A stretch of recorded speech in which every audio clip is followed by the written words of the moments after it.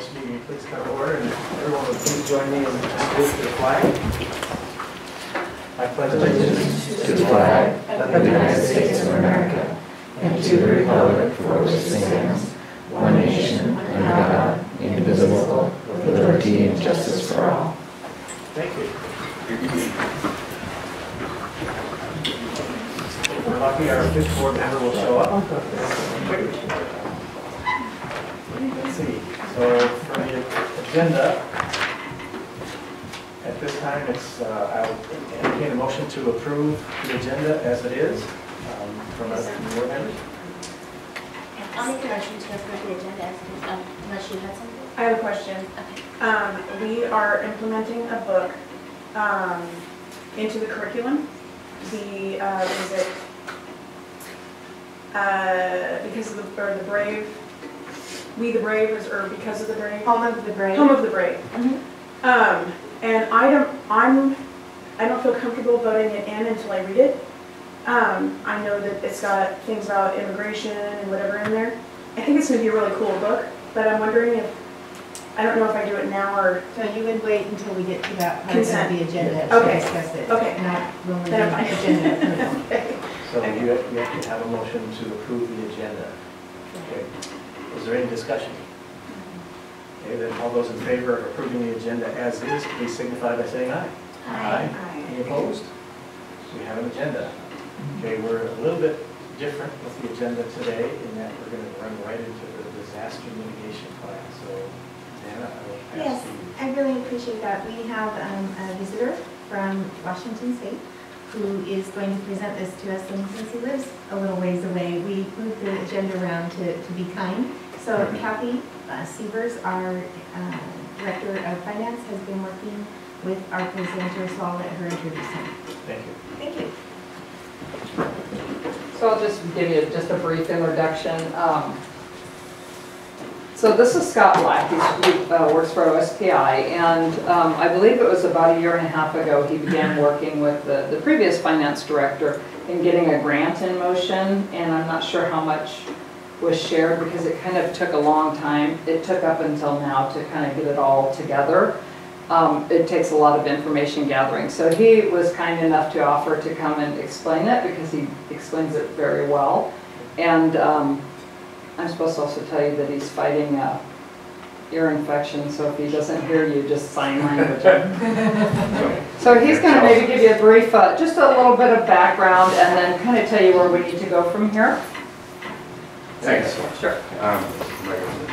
Tell me if I'm not talking Okay. about enough. So, like she said, a few years ago, at the end of 2012, beginning of 2013, we had we went in for a grant for EMD and FEMA, which is EMD is the Washington Emergency Management Department, to build a system that would allow districts to build their own pre-disaster mitigation plans.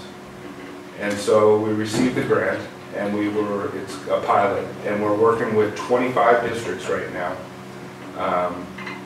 And actually, you know, this seems like it takes a long time, but actually you're kind of one of my districts that are close to being done. Oh, good. So basically what it is the money was used, we have an inventory system, a statewide inventory system that shows all the school district buildings.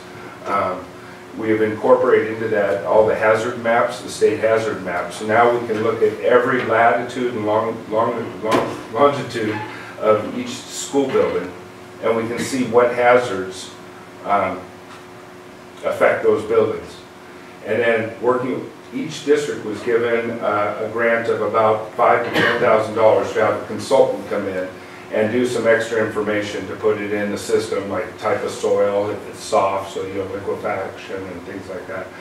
The type of building construction, these things. And then that spits out the back of the system and tells you how high your risks or no risk to a certain hazard.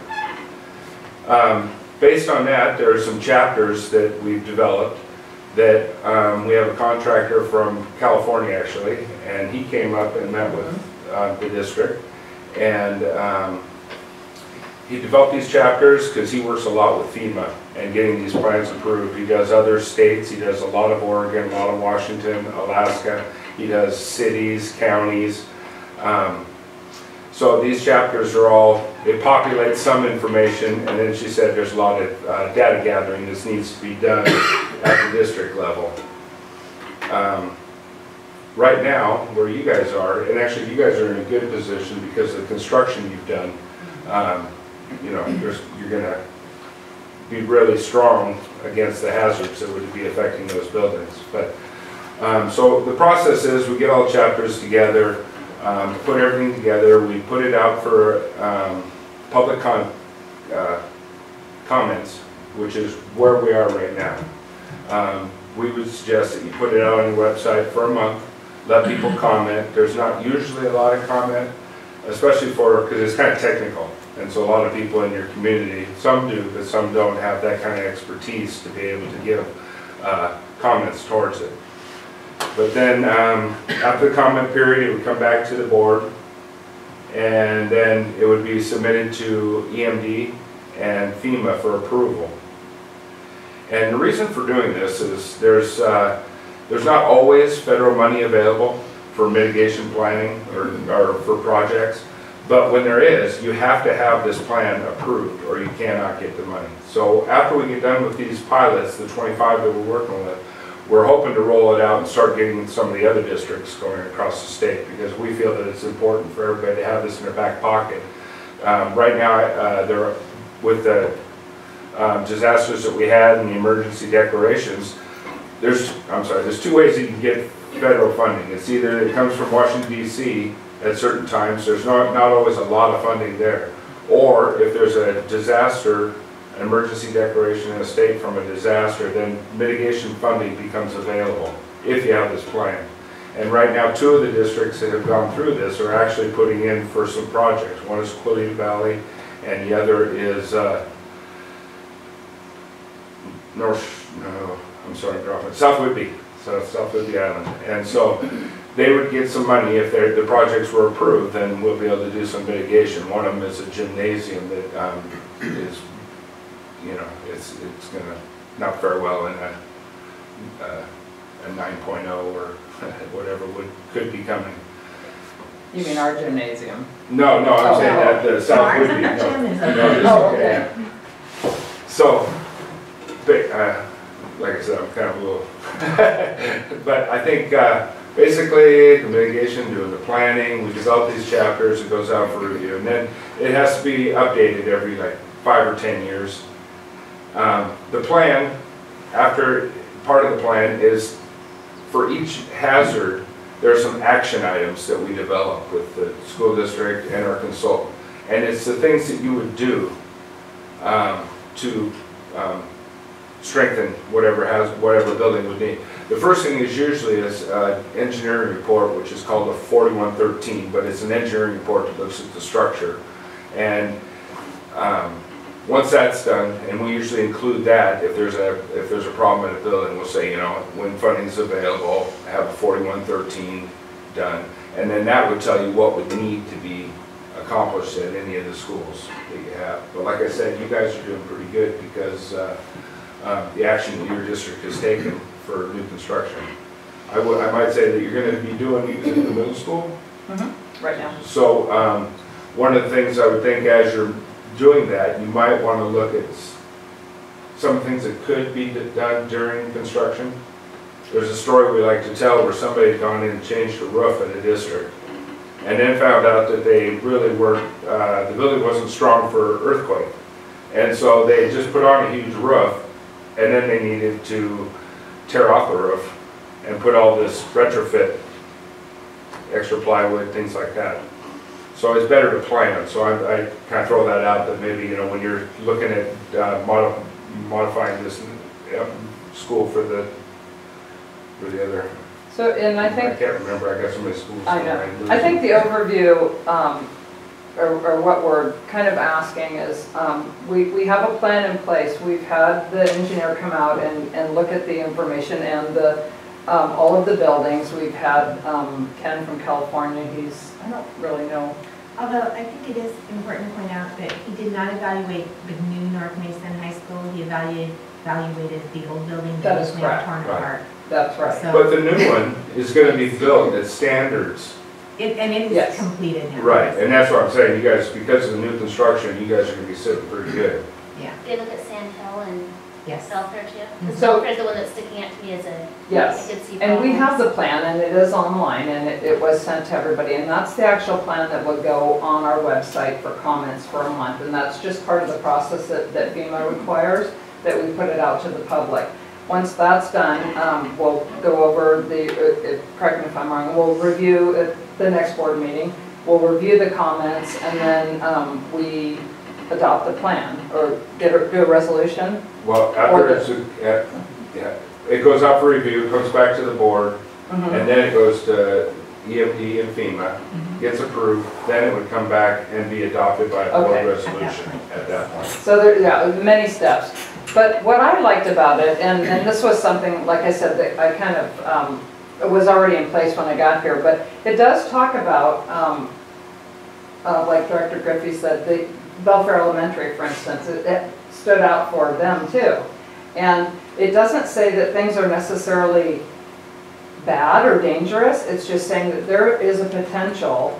You have a big hill behind you, and there is a potential that if you got awful weather, you could get some dirt coming down. Yeah. It just points those things out. And what it really does is it gives us the opportunity to have a plan in place, and when funding becomes available, to apply for the funding to fix those problems. And then it's no cost to us. So it's a nice plan, and It is, and there are some districts that are in a lot worse shape than yours are, and their buildings, they really need, and this is gonna help them, because it's kind of the plan is kind of a 5,000 foot look. It shows you which buildings are in, I don't want to say the worst shape, but you understand what I'm saying. So you can prioritize of which buildings you should work on first. And we're not obligated to do any of it. It's not saying these things are wrong. It's just saying that this is where you should go, should funding become available, Yeah. which was my first concern. I thought, well, we can't fix everything all at once, but that's kind of what it is. It's kind of just a plan to mitigate. Is it something our first responders can get a hold of too, in case there is a problem, they might know where to go first versus where to go last? It might help Yeah, navigate as you them. look at it, this isn't really that kind of plan, Yeah. but we do have those with our first responders, and in fact, we are meeting along with all the rest of the Mason County districts in the first week of August with the first responders to review our emergency plans and get their input and make sure that those are all up to date. But this is really more of the facilities, maintain the them. analysis Capital of the weakness facilities. of the facilities and what we would need to improve in the facilities to prevent, in case of earthquake or tsunami or different things. But how that relates is I did see one school district that was planning to use one building as their central gathering point. And after looking at this, they said, well, maybe that's not the best building to be in. So they actually moved their central gathering point to a different, stronger facility. So this will be important information to take with us to that meeting with the EMT, Oh. emergency management people. The only other question I had then too is, I know that in the first year of construction, we have some leeway to say, hey, come back and fix this, it's not up to speed. Should we try and get that evaluation done in the new building quickly while we're still in that time to say, hey, this isn't quite where we want it to be? But the new building should be Oh, built okay, to a here. building code. Right, the new buildings are built to the code that this is measuring against. Oh, okay, so it's just a Yeah. code thing, it's not an actual, real, like, inspection. Well, it isn't. Well, especially if you've got a brand new building that is at the latest standards, it's gonna be built to a higher, nothing is gonna be perfect, you know. I guess, well, Laura and I are realtors, so it's one of those things, when we have new construction, I still advise my clients to get an inspection because you never know what might have been missed, Sure. that kind of thing. That's just Yeah. why, in my own personal home, we found out that our vent in the house, in the attic, we actually didn't actually exit the house. So I had all this moisture and mold building up my attic in a brand new home. Yeah, So that's why, even though it's brand new, I always question, let's just double check. yeah. So that's, I guess, where I'm coming from. Well, and on a side point from this, because, check me if I'm wrong, but you receive state funding So that will be something that has to be done now, because now that you've received state funding, you're involved, actually I work on this thing too, is the asset preservation program. And what that is a board resolution saying that you're in the program, and then you have to have maintenance plans for all the buildings. And then every year, prior to April 1st, an inspection has to be done. And we aligned it because you can get money for study and surveys every 6 years. But for 5 years, the maintenance people or somebody in the district would do their own inspections based off the stuff out of our system, inspection points. And then on the 6th year, you can get state funding and you can hire a consultant to do all of your buildings. And we did that as kind of checks and balances to make sure that the school staff are inspecting, and then the consultant who's been trained so that it all matches up. And you have to do that over, especially because for it to be, it has to reach a certain percentage or a certain level at its 30th year to receive full funding again. To show that you've been, it's kind of a state's way of showing that the investment was taken care of. And Absolutely. Yeah. And that's, the building as we received it in the high school, for example, is substantially completed. But there are still a couple small items, of an inspection on, I forget the exact wording, but an inspection on, when all the kids get out and there's nobody in there, they're gonna see how the air between inside and outside, the air pressure. Those kinds of things all get reported, and those are the kinds of things the consultants look after this too. So it's all part of making sure the building is as safe as it's required to be under current rules and regs, which is what this is comparing it for. I just saw a presentation on that, with that whole process you're talking about. Boy, if you can involve kids, that's a great educational, if you can get people, the way they do it, and everything, it's very, very cool. What is a WUI? A WUI? Yeah, it Oh, says, wildland urban interface. Okay. So that's wildfire. so it's a fight for Fire. wildfire. Fire, Oh, okay. yeah. That, I was like, what the heck are Yeah. we? And then, so for the public to look at it, we're putting it out on our website. And we're putting it out during the summer.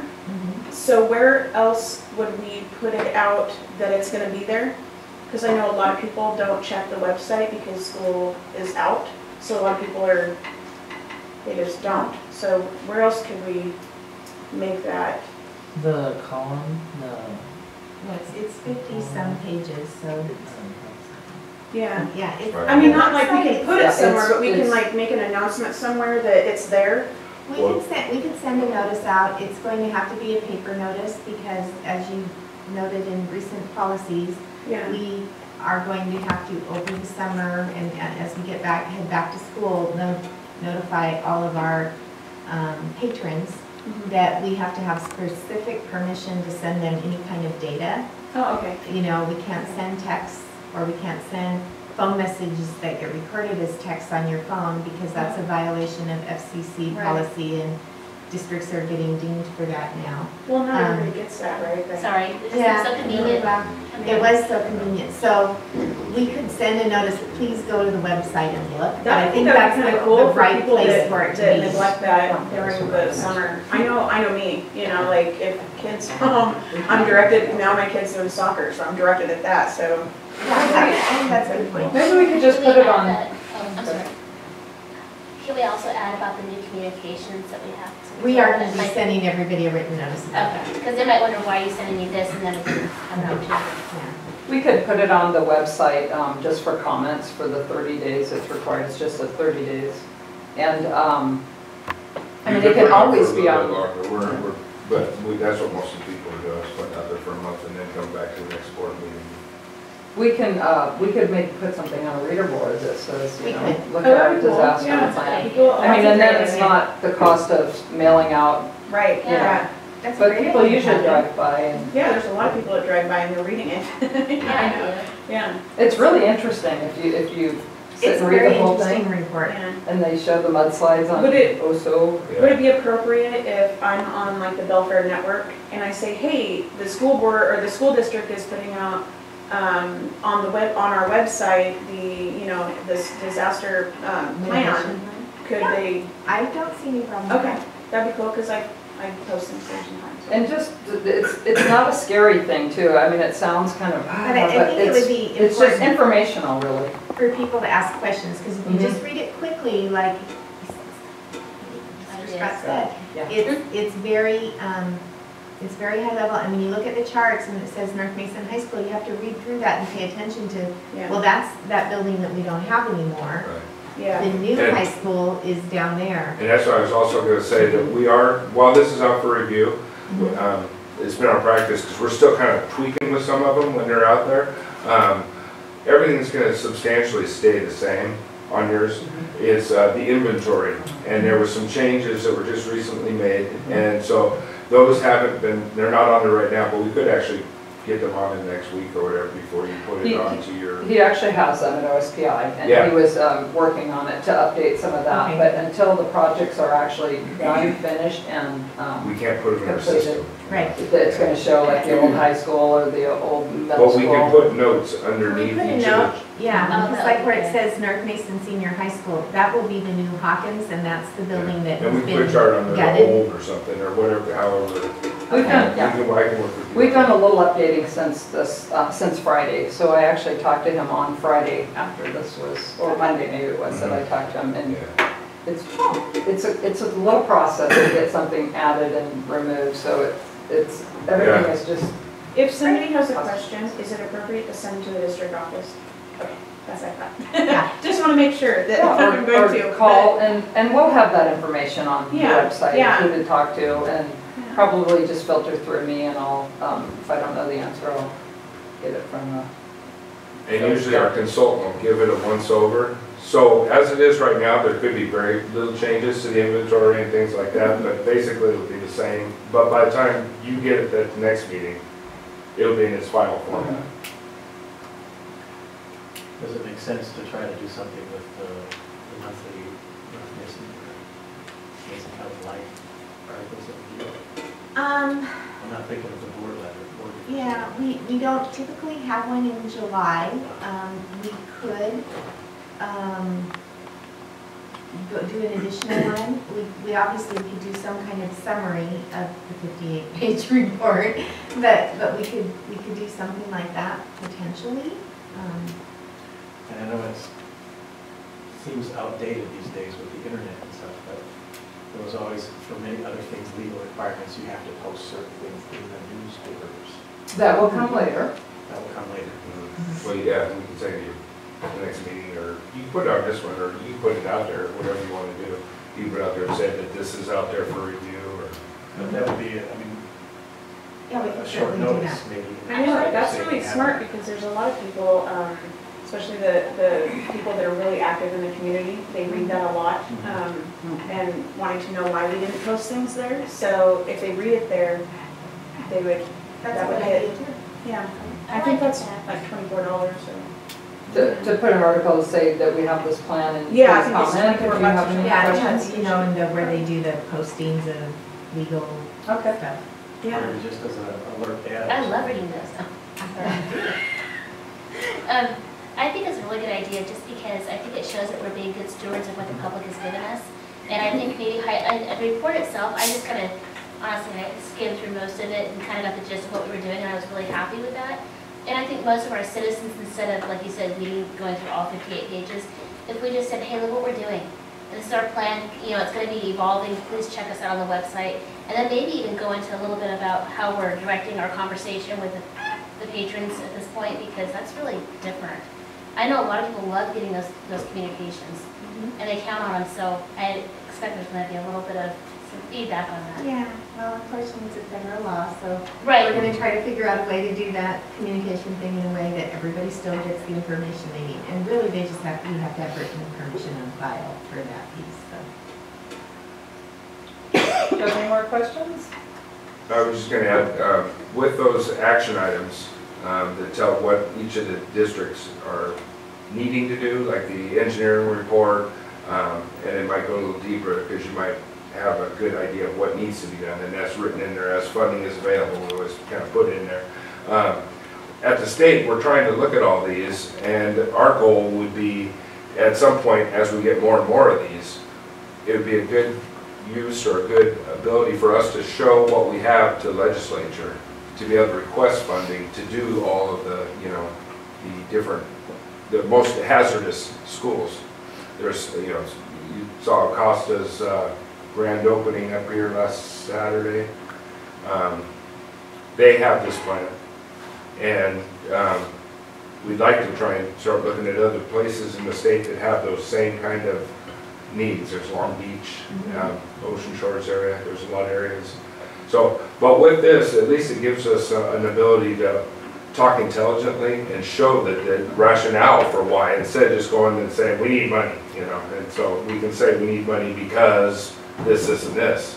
And so it helps. And it helps this way at the district levels too, to be able to go to the community and say, we need this money because, you know, they would be specific on what needs to be done at a school building. But like I said, you really only have to have one that you're going to have to think about too much. Yeah, it's awesome. Yes, you're way better shape than most.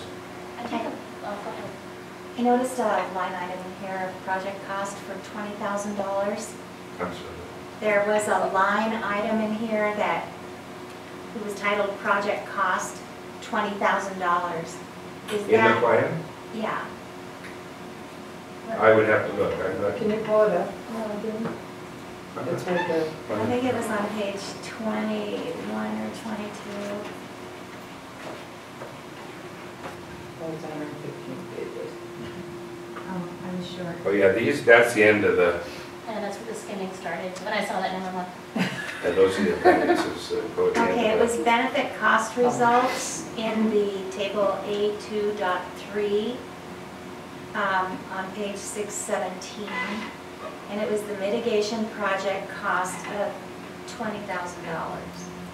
So is that cost what we're, Well, I don't remember any costs in any of the plans yet, unless you've had, that's where you need the 4103 to evaluate what the costs are. We haven't gone that deep yet, so I'm not sure. 6-7. This one right there. Oh, there.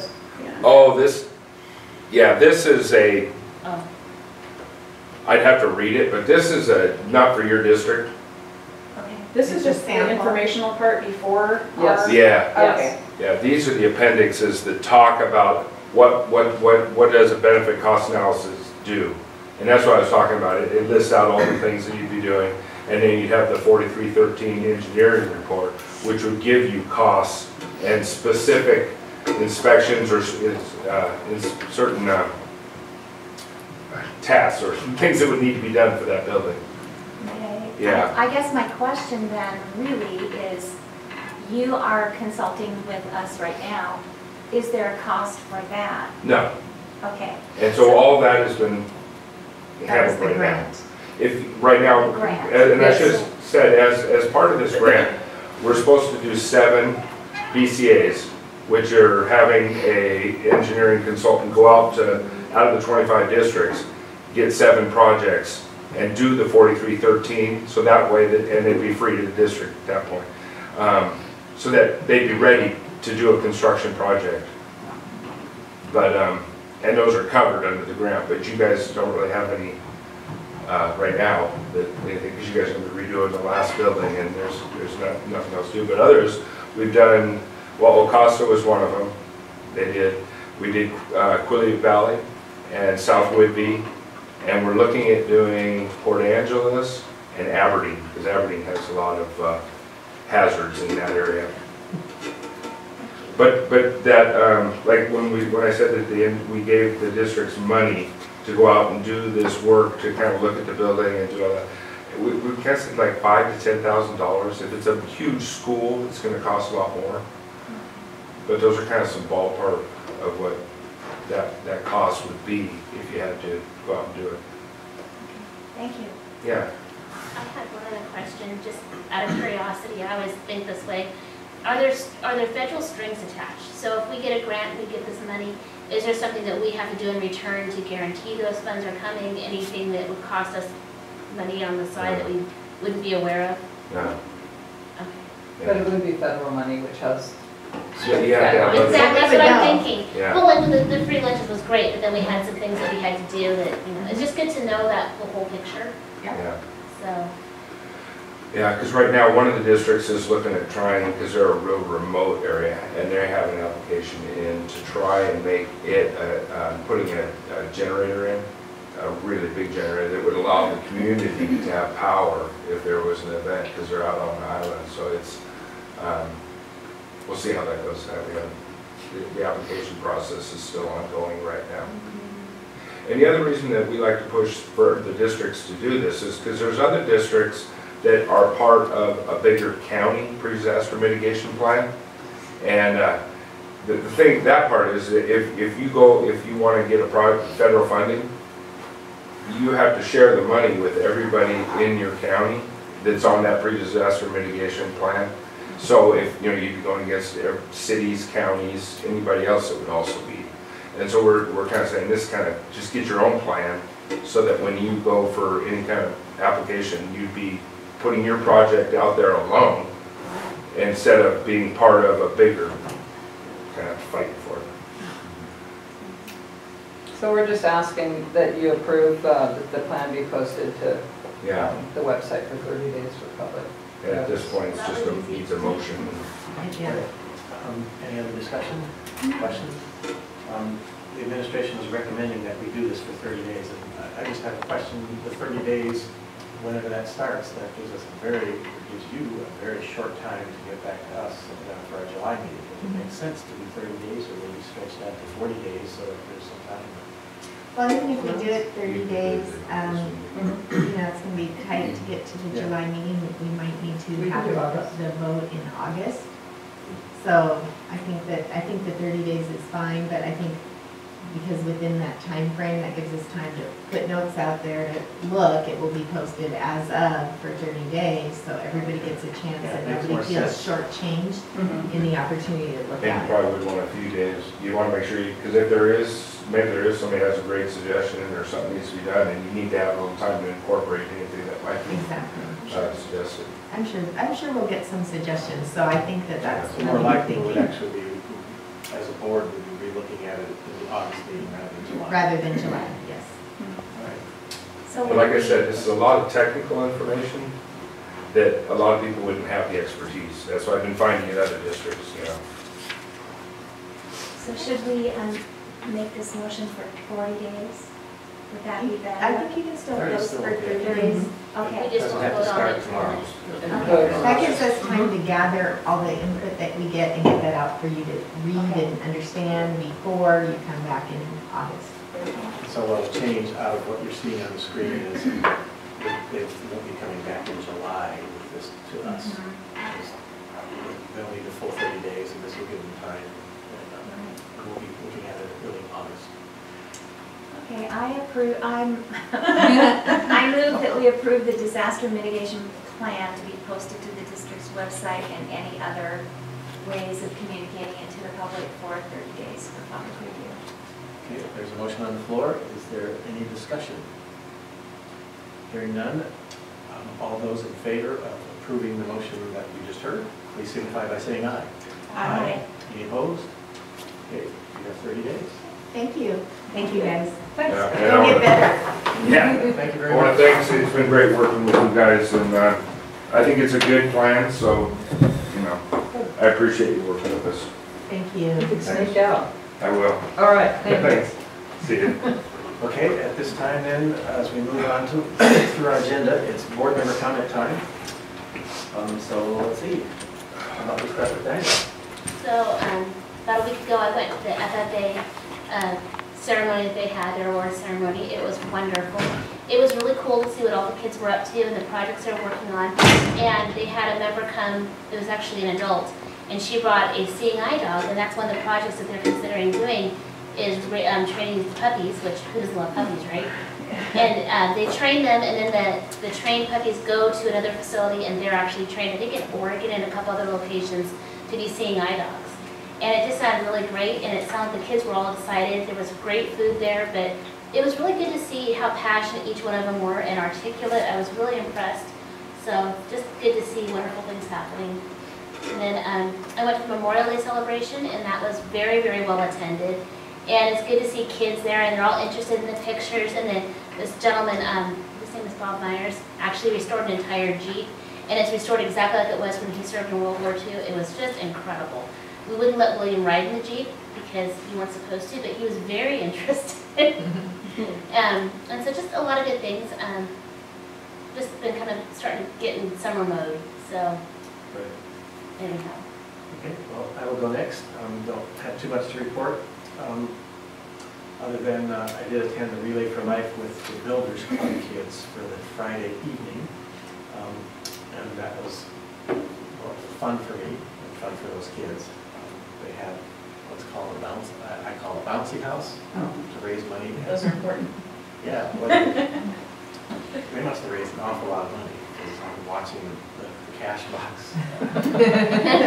It's got a lock and hold it, and just kept coming in. Kids, they had to put a stamp on there. They could come back anytime and bounce some more for unlimited bouncing for $10 and stuff. Boy, they just kept bouncing and bouncing. So I presume that on Saturday it went as well, but I wasn't there.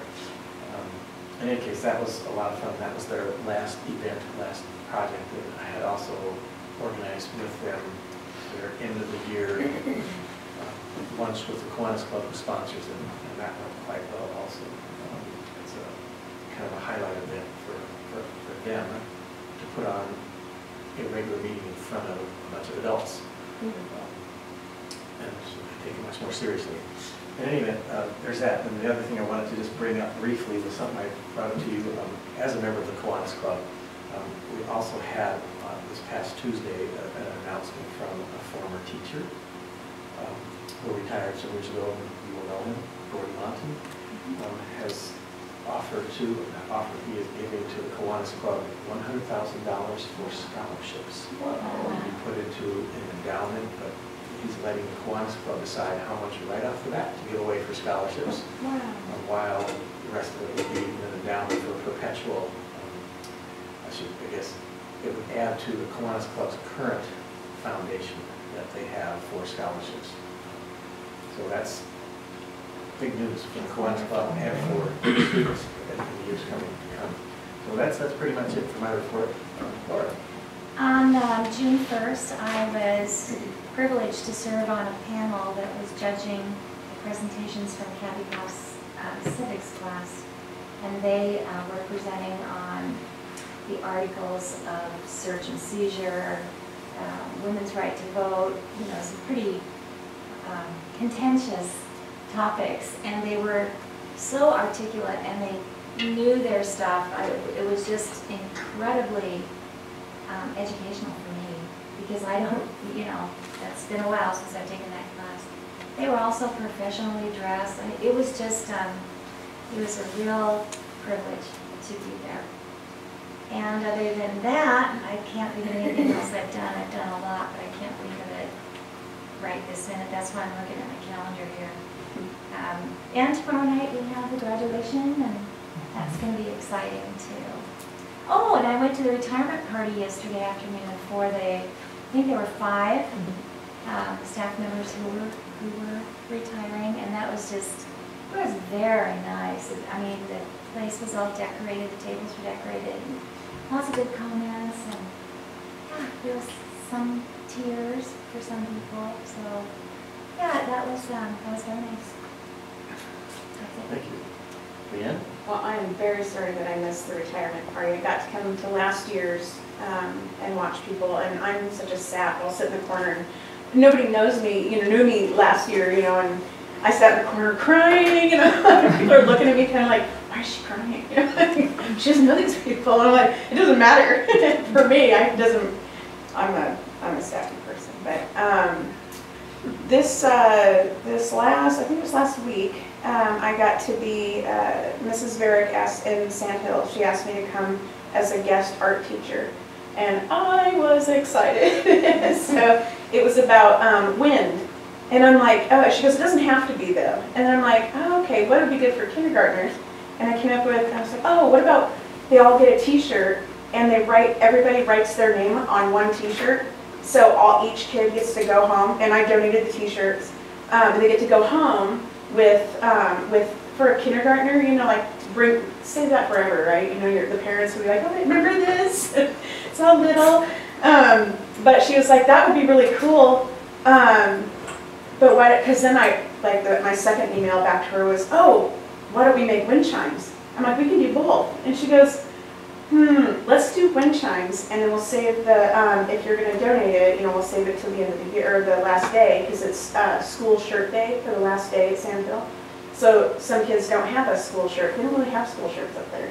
So it's like Jotathon shirts and whatever they've gotten from there, so they get to all take one home.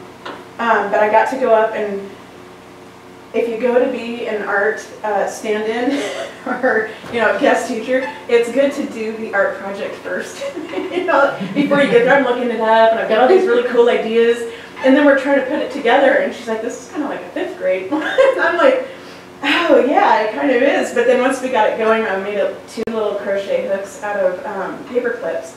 And me and her kind of had to do a lot of work, and I think I was sweating by the end. We had to go really fast, but she had set up 4 other little workshops, so they got to mix the Play-Doh. That's a big thing for a kindergartner, to mix Play-Doh, you know, because it's end of the year and they're going to throw it away. So they got to do that, and it was just I was so warm and happy. Well, it was warm and sweaty because it was a lot of work, but it was really cool to be able to work with them. I don't know how they do it. Kindergarten teachers. I have one kid, and I know the work that I have to do with that kid, and doing it in a group like that, they were amazing kids, and they were like, they follow it, most of them, but God, I just don't know how they do it with like 22 kids in their classroom with 1 person. I would pass that every day. I'd be crying, don't send me back. They're pretty cool people though, but yeah, it was fun. Thank you.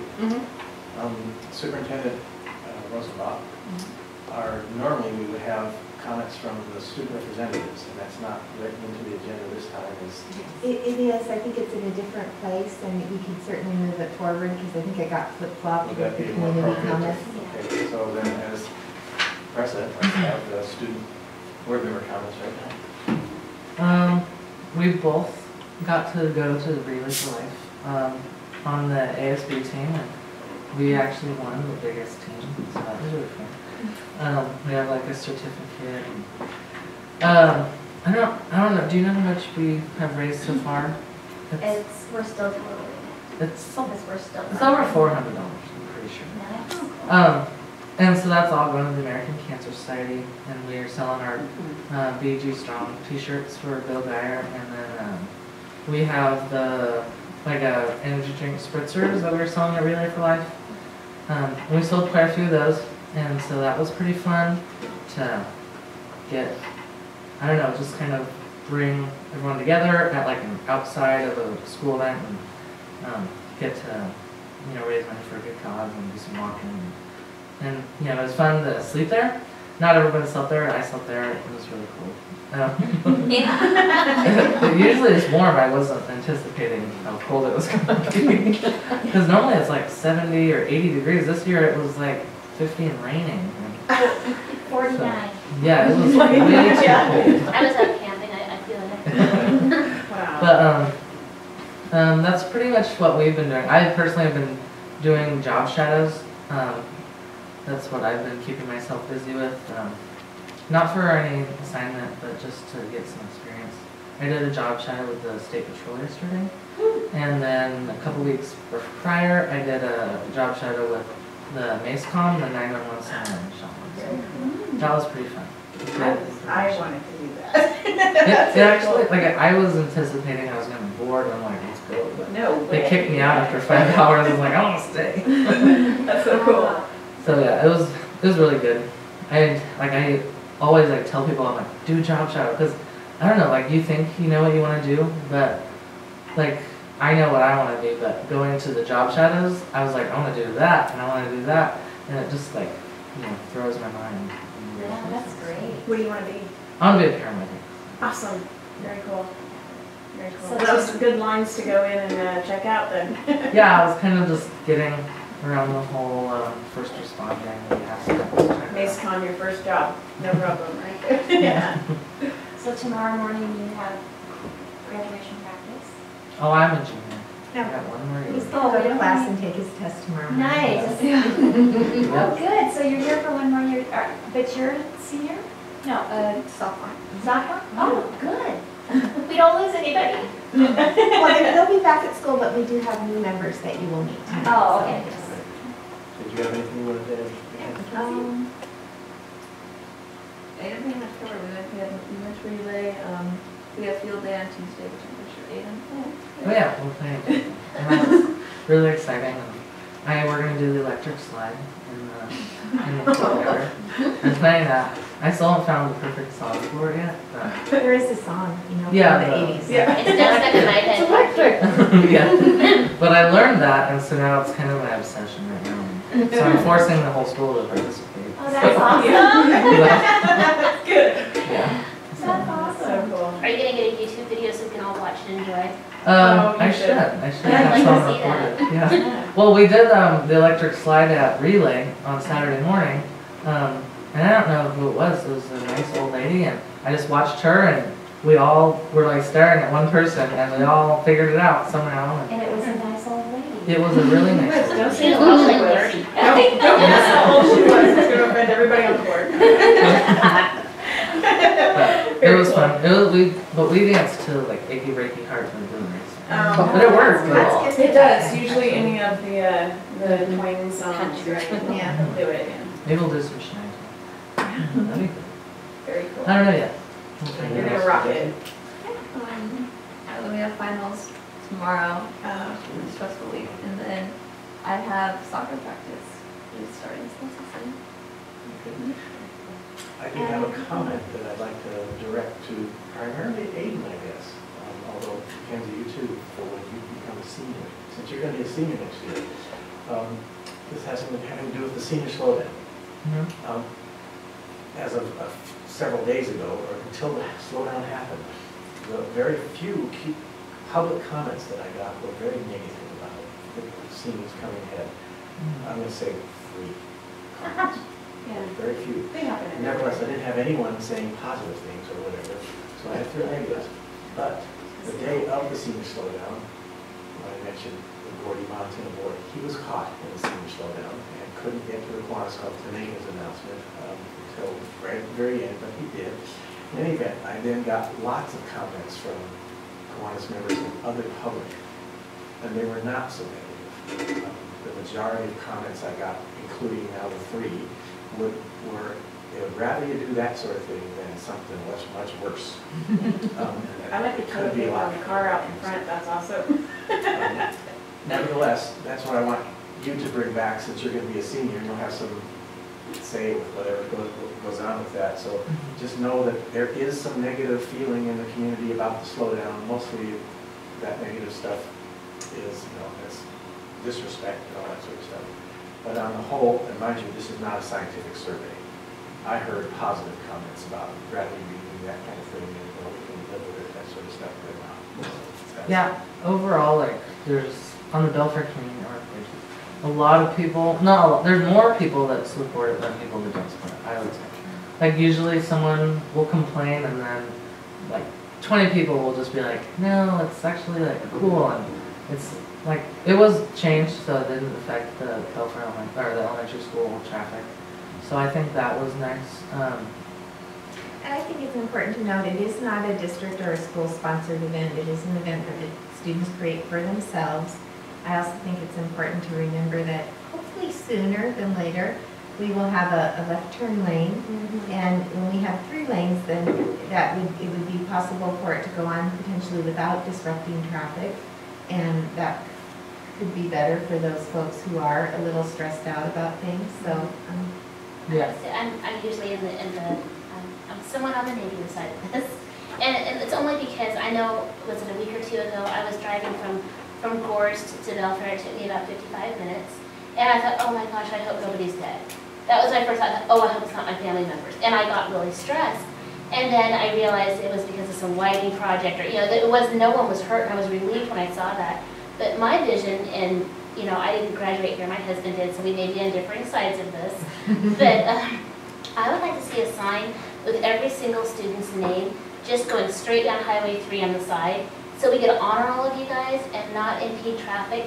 Because the other thought people have too is sometimes when things are slow and it has nothing to do with senior slowdown, they think it is senior slowdown. I think you're getting blamed for more stuff than it's actually happening. Yeah, and there's always, again with the Belfair Community Network, people post on there and then like suddenly someone's like, oh, it's the senior slowdown, and then everybody thinks it's the senior slowdown because they just assume that every post on there is like, you know, the truth. Well, this year was a lot more positive, I thought, and I am all about, oh no, it's your name tag. I'm all about keeping tradition, especially in our small town, and I'm all for it. And even the slowdown, and I really appreciate what the district did and letting them out earlier so it didn't get all mixed in, and how much that it was put out there so everybody knew. So if people still had questions, it was kind of like, are you living in a box? You know, like it's everywhere. So I thought that was I look forward to it every year. I stay out of it, but I look forward to that happening. So I'm really positive in that. I think it was much better as far as people knowing when it was happening and all. Yeah. And I had some people tell me, oh yeah, I figured out how to go around, and they told me their route and everything.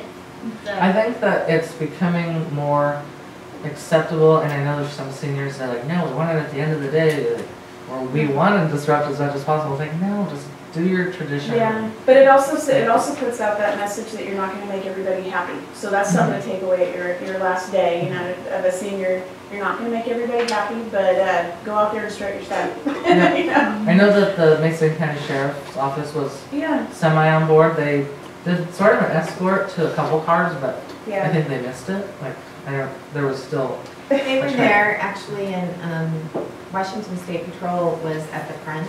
Yeah, they weren't. They were involved.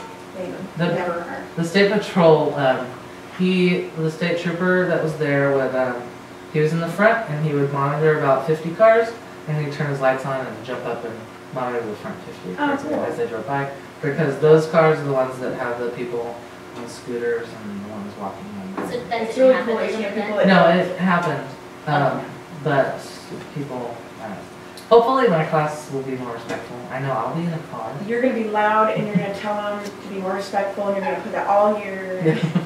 But like, I think that it could still be a meaningful tradition I think so. as well as being safe. I think I love that. that's an easy thing to do. Well, It's like let's move taking on. the Christmas tree. Take it. Let's move on. We have most of the agenda ahead of us, and we've just barely gotten started. Woo! Public comments on agenda items, we have nobody has signed up for that. So at this point, I don't need to worry about that until the very end. Then it's now consent agenda time. So I will entertain a motion from the board about approving the consent agenda. I have a comment first about I think that's on the consent, right? Where the Yeah, book is. I would like, after you make your comment, to make a clarifying comment, so. Oh, okay. Should So we have a motion first? is that what we do? Okay, I'm sorry. Normally we do, it's not against the rules or anything to speak first, but normally we would have that motion first. Oh, then touch me. Do it. I move to approve the consent agenda items. Okay, there is a motion on the floor. And what I'd like to do at each time is, this now is our time for discussion and to bring up questions, concerns, and this back and forth before we have the vote. And then we have the vote. Okay, So my, the Home of the Brave, I bought it as soon as I saw that it was coming on there. So it's on its way to my house. I was gonna Kindle it, but then it always gets messed up, so. The reason is there are a lot of people that are sensitive to some immigration issues, and I don't wanna say that I approved it without reading it, with that going into curriculum. So I would like to read it, but that's up to the rest of the board, I guess, to take it off there. So I need to clarify. Home of the Brave is recommended at the bottom of the recommendation for the writing curriculum as supplemental material. Supplemental material, according to our district policy 2020, is not approved by the board because it is not the core curriculum. The board only approves core curriculum. Oh, okay. When we use supplemental material like Home of the Brave as a novel in a course, we offer the opportunity for families and or students or however, if there is content in the novel that we're using as one of novels in a course, you can choose a different novel. Okay. So it's a novel on a list, but there is always an opportunity with supplemental materials to choose something else instead. So when Or we're voting on, like. You're voting on the writing curriculum, that sentence Okay. was just included on their whole recommendation, but if you'll read that sentence, it says, as supplemental materials. Okay, well, then I'm not, But I would encourage you to read it. I'm and definitely gonna, Let's yeah. have a discussion, or have a discussion with Lisa Roberts, the curriculum person, Okay. if you have concerns after you've read the. Sure, and I noticed that it's all level of, from the elementary up to the high school. Right, and Home of the Brave is, I think a middle level would be used as a middle level novel, it would not be used in. It looks like a really good book. It's was gonna I was moved just by Yeah. the little thing on the back, so I can't wait to read it. But I thought just because there's more and more sensitivity out there, and if somebody came to me and said, did you read that book before you said it, you're okay with that? I'd be like, well, no. I'd feel kind of It's very stupid. So I'm gonna definitely read it, but if it's not part of what we're approving, then that's voided. Okay. We're good. Any other discussion about, or questions you have about any of the items in the consent agenda? I don't think so. Is the item for news, is that in the consent agenda? The one where they are asking? No, us to- that's later. That's later, okay. Okay, I have questions about that. I put that bit later on purpose. Okay, because you knew me, right? I knew we'd talk about it. So for the what is this, Athletic Leadership Council Club that is being established, when is all the to be determined information? Because it seems like there's a lot of to be determined stuff. When is that information? Mr. Beavers is going to have to work with the ASB on that in fall. Because I know that when they sent ASB the approval and we read it and we got a good understanding of what we thought it was, and that was fine, and we all liked that. And then at the assembly, our club assembly, our service thing like Yeah, I that, remember. they were talking, and they described sounded completely different Than not what like- they described to you. than what they described to us, and I know there were some mixed feelings about that. And I don't know if that was on purpose. I definitely don't think it was. But I don't know what the feelings were about that. We definitely had, maybe it was our misreading or misunderstanding of what we got, but it was not even close to the same. Right, so what was submitted was what was approved by the ASB, so that will be the expectations, Okay. so. Yeah, because they were talking about running spirit assemblies and all of this stuff that ASB does, and we're definitely not okay with, we're more than welcome to have them help. Have some help? Yeah. Don't And- step on your toes, you're But already like, doing. we're not gonna give away our assemblies and stuff, so I didn't know, I don't know if that was appropriate or not. I don't see anything about That's running fine. assemblies in Exactly. there. That's what, when we read it, it didn't have anything to do with No. assemblies, it was just community service, promoting good leadership skills and stuff like that. And we were totally for that, but when they talked about it at the assembly, it was like a different club. Oh. Well, that will be something that ASB will need to monitor then, because you approved something and that's what you would expect to see. I also have a quick question, aside from that. On the donations, like, thank you to everybody on the donations, thank you. And then Phil Wolf, that's awesome, $1,000 to our dollar. We need that. When it says requires board acceptance at $5,000 or greater, is that on our total? Or if somebody gives more than 5,000, you have to approve it? $5,001 Okay. or something with that value, Oh. then the board has to approve that before we can accept that. And then I'm wondering, how does Target give us money? You know, when you go to Target, you can designate a school that they give a percentage of however much you spend to that school, Oh, very cool. and then they write you a check. So when you go to Target sometime, you can always ask and say, do you have our school on? And you can, then every time you go in, you can say, don't forget I'm a North Mason That's person, really and then we cool. get So you money. just work directly with the cashier? Yeah. Oh, Well, I did not know that, so I really didn't. Yeah, That's really cool. there have been, like, when I lived in another community, another company that did that was Fred Meyer, or, and Albertsons, they did that too, so it's just different companies do that. And do you have to ask at the front, or do they? Well, when they first started it, like a couple of years ago, I think when Target first started doing it, they always had like little flyers or something, or little sign-up sheets at the register, Yeah. and I think they do it back to school time, Oh, okay. so. I was gonna say, they make that Right. Cool, okay, good, I understand. Others Good. like that around, for example, and I've been waiting to see it, I haven't seen it yet. Red Robin, the hamburger joint, says they will give money every time you come, a percentage up. So I, of course, signed up for Hawkins Middle School, and I'm still waiting for it to show up. You don't have any money yet? Okay. Well, I've gone there a couple times and made sure, but, but I don't. There's also a company that manages that called eScript, if you've ever heard of that. Yeah. And they sometimes manage for the big corporations like Safeway and that, so you might not see the name. We would see it when it was deposited, but you might not see it on the actual donation. So it just it gets complicated. Okay, thanks. Cool. Any other comments, questions, concerns regarding the consent agenda? I just have one comment, and I guess it's both to Deanna and to Denise. I just want to say again, thank you for the policies update portion, how you handle that. It's very helpful when you put those things in there so that I can look and cross-reference very easily rather than having to go all over the place. So I really appreciate that you started doing that a couple of months ago. Any other comments, questions, concerns, things you want to try to figure out? Squeeze in, no. And then superintendent, is there anything you want to elaborate on? I do, there's a couple things, really briefly. I'll address it when I talk about graduation later, but you will notice that there's the effective communication policy. And that is not the FCC, that is the Office of Civil Rights. So that's another federal mandate that we have, that is additional things that we have to do that I think are for the benefit of our community.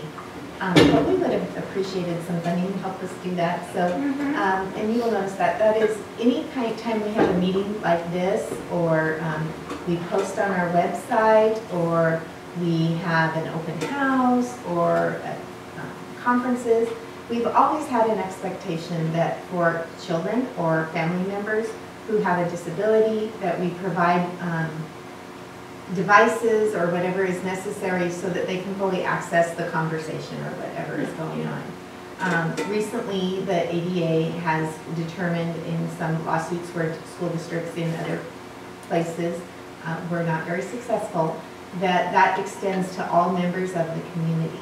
So what that means, and you'll notice already we've done some things on our website, there's a little white box up in the top right-hand corner. So if you have a visual impairment and are using the enlarged lettering and stuff, you can click on that box so that that can happen for you right away.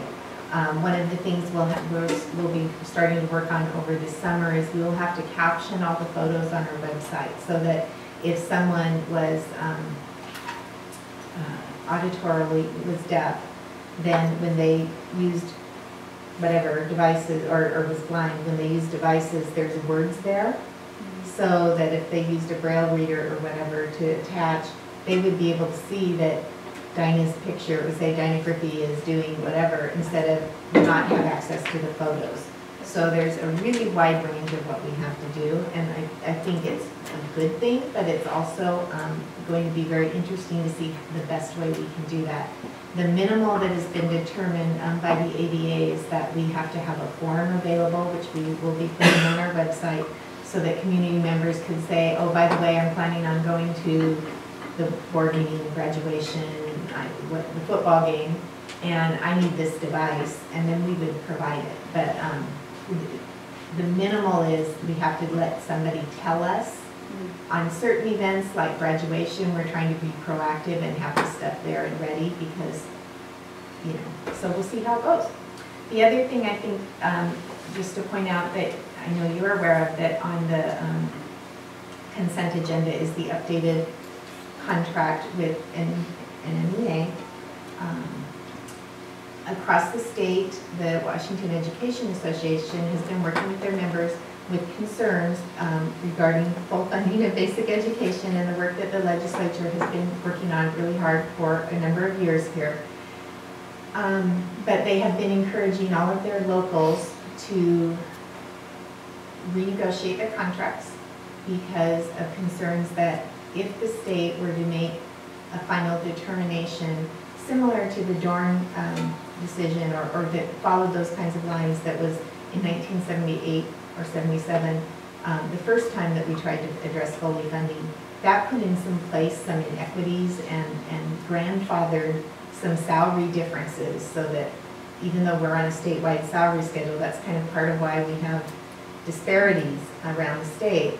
And so they've been encouraging locals to negotiate for additional dollars to try to make that not happen, even though there hasn't been anything that the legislature has ever said that they were going to do that kind of a decision in the long run. So we worked really hard.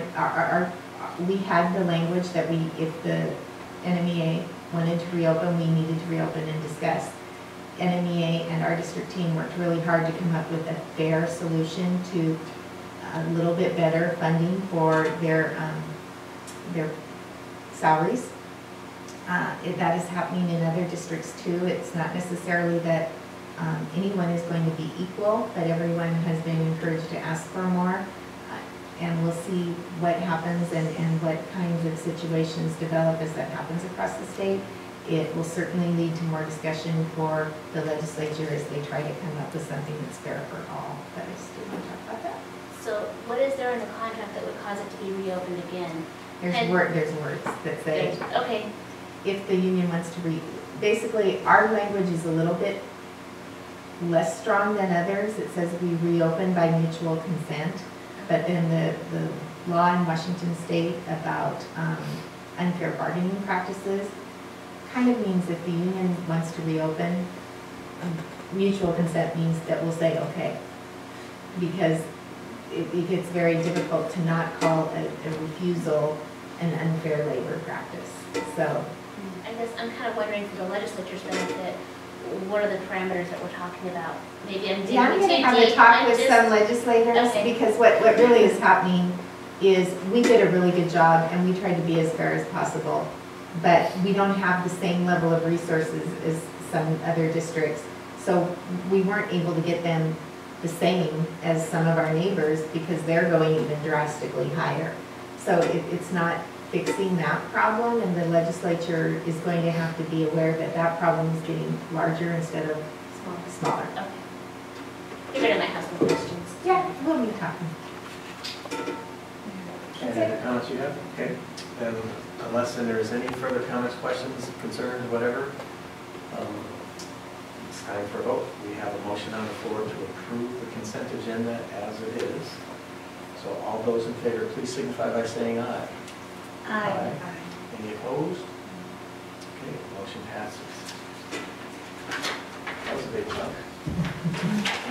Okay, we now go up to superintendent's update. Okay, and I have a couple of things to start out with. We're going to start by recognizing our current student board members.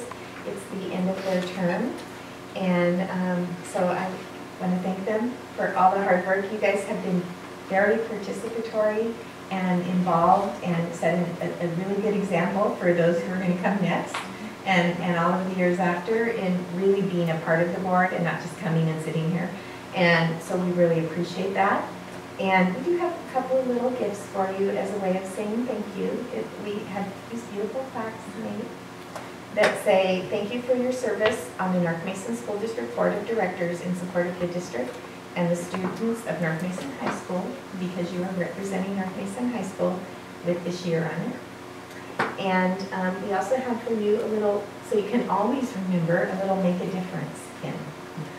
Okay? So I'm going to say thank you. Thank you. There you go.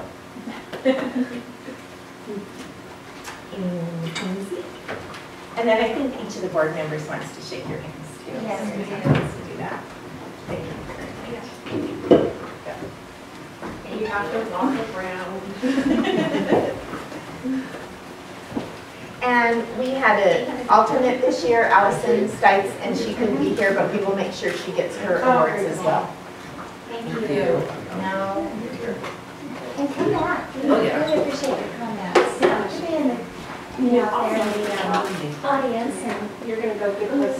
Hold that. Thank you guys. Thank you so much for your time and your energy. That was a good experience. And our ASB has selected our new student board members for next year, and they come tonight so that they can be introduced. We'll actually swear them in the fall, but I want them to be introduced and stand up and maybe tell you a word or two about themselves. We have two new board members. Grace Collins is a rising junior, and Megan Jackson is a rising senior. Thanks for coming tonight, guys. You want to tell us a little bit about the ways you're involved with school? We are both majorly involved in ASB. I just got voted to be ASB secretary/treasurer, so I've been doing a couple meetings and that's been going really well. And I was also team captain for the Relay for Life team, so that was a really great experience. And Grace is also a soccer player. I am something great. So I'm also heavily involved in leadership, and I am senior class vice president. This year's kind of been my off year a little bit, so I've been in the background. But I am a soccer player and I play golf, so I'm known in the community. So we're very Awesome. excited to have you. Yes, All right, thank thank you. you. All right. We look forward to you stepping in when it's time. So we'll see you in August, right? Good. I noticed that our levels for ASB and leadership is doubled. Yeah, really good participation. We did a report in this month's board agenda, and the number of kids participating is so much bigger than it has been in the past. It's really Participation exciting. has been awesome. That's really cool. Very Okay, so next up is Kathy with the budget status report. Just listening. So actually tonight I have two reports, and they're not long reports, but I'm going to start with the budget status and the budget financial reports that I give you every month. And these are just showing where we're at as of the end of May for our finances and June for our enrollment. So just briefly, I'll just kind of go over it. We're actually, our revenue's down a little bit from budget, and our expenditures are down a lot more than a little bit from budget. So we're doing real well. We're doing really right where we thought we would be with the revenues and expenditures. And our fund balance is actually higher than we thought. That kind of changes. We'll probably have a lot of spending in September, or I'm sorry, this summer. We have some portables being moved still, and we have a lot of maintenance items that get done when school's out, and custodial things that happen. But I think we're going to probably end up maybe a little lower fund balance than we did last year, but pretty close. And our other funds are on track. Our capital projects, debt service, ASB, and transportation are just staying steady. They don't usually have a lot of movement. ASB usually collects revenue just as quickly as they spend it, so it kind of balances out. And then capital projects will inevitably just dwindle away and there'll be nothing. But we also get some back from the state. And then the last thing I wanted to talk about, probably the most exciting part, is we finished our enrollment. We took our final enrollment count for the year. We do it September through June. And we actually ended up at the end about 59.1 average FTE higher than we budgeted, which is awesome. That is awesome. It's very awesome. And we took that into account. We worked really hard on getting some really good numbers, and it's not a problem to underestimate, because sometimes you don't know. But when you don't have that much, you kind of don't have that much money to play with at the beginning of the year, because they pay you based on your budget. So we tried to get a little closer to where we thought we'd be, and I have that in the next report. So do you have any questions about what's happening now in the finance? No, I'm just thrilled that we maintained And it stayed. We started dropping a little bit at the end. It was surprising that we stayed so steady. And then right about the time where the second trimester ended and the graduations happened, then it just trickled down. But it wasn't bad. It wasn't as bad as it usually had been. So maybe Denise, I'll ask if you could pull up the PowerPoint. For the preliminary budget? Yeah, for the 2016-17 preliminary. And I just wanted to kind of give you just a quick overview about the preliminary budget and maybe stop there at the timeline.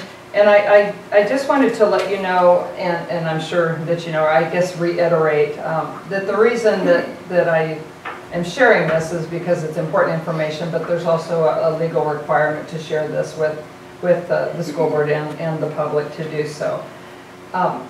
It's June and I'm pretty close to being done with the budget, with some of the numbers. We're working a little bit with the staffing, so I don't have the final numbers, but that is due on July 10th. It's due to have that available to the public based on this RCW. So I thought before I brought the actual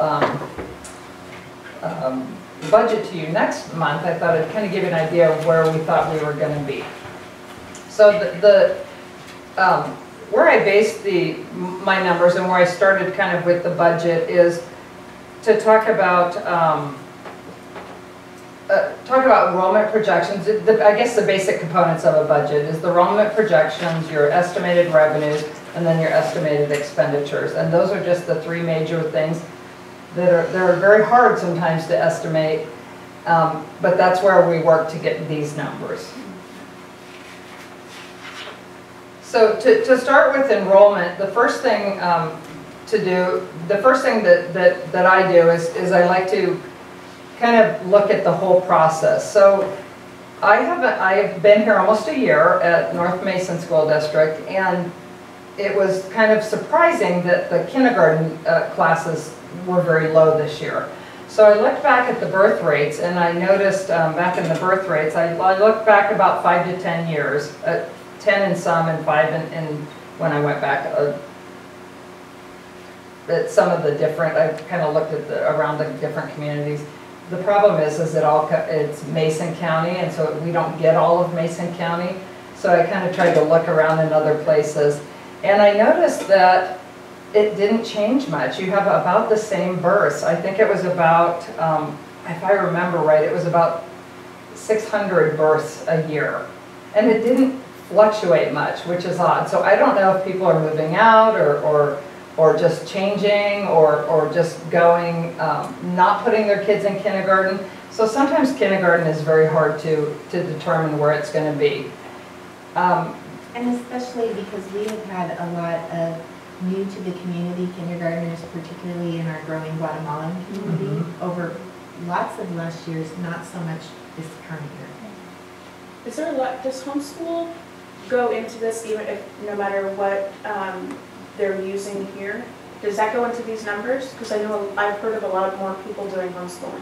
We don't have homeschool. We don't have any, that falls under our alternative learning or our HomeLink, and we don't have any lower than 7th grade. And the in this families district. do, we have a requirement in the state that if you're going to homeschool, you register with the district. Right. But those numbers aren't excessively different than they have been in the past. Okay.